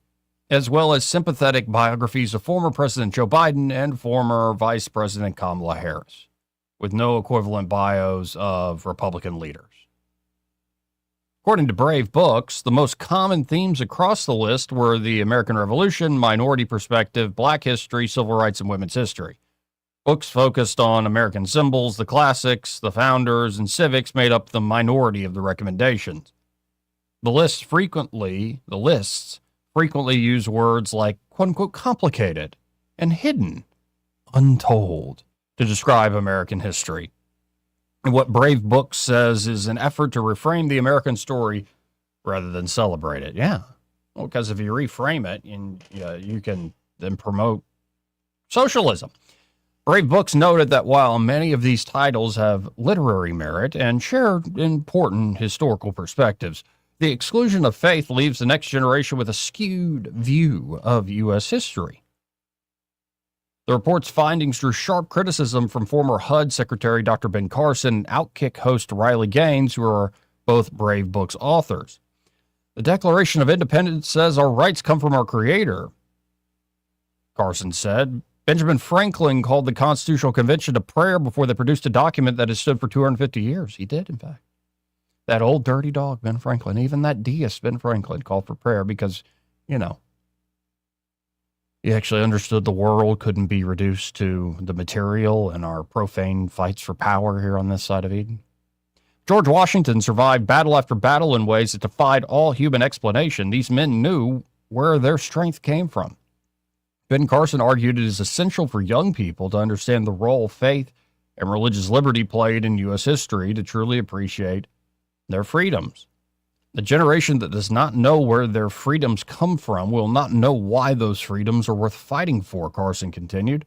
Ronald Reagan said freedom is never more than one generation away from extinction. He was not exaggerating. He was being precise. When you raise children on a version of history that calls America complicated and unfinished and never once tells them that this country was founded by men of extraordinary faith and courage who believed that they were accountable to God for what they built, you're not educating them. You're making them vulnerable.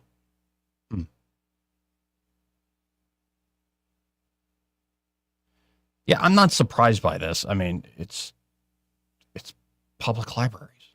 This is what they do. You think anybody anywhere near right of center is going to work at a public library or a publishing house? Let alone anybody with balls. Like, how many men are in publishing now that still have their family jewels? I'm highly skeptical of it. Just not that surprising that, well, in this divided time, that the old institutions that used to rule the roost, and by the way, that's what I mean when I was saying to Jeff Poor earlier, I think socialism actually in this country is at one of its weakest points. There are a lot of legacies. There's too much government involved in a lot of things, a lot of systems going to crap, especially healthcare, because of all that government intermingling over the decades and over the generations. But when you actually look at the force of socialism and how the true socialists, say the Fabian socialists, those that move very slow, the wolves in sheep's clothing, they had a control of the commanding heights of the culture and information for a long time with the big three networks, with the university system, and things like, yes, publishing houses. Like, if you control what gets published, you control what people think to a large degree. But there's this thing that's happened called, technological change where, yeah, you don't have to go to a big publishing house to get a book or an idea out there.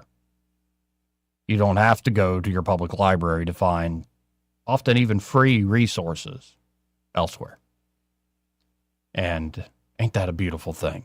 It's almost like freedom's fighting back against socialism here in America. You're on there. Who's this? You'll be the last call of the day.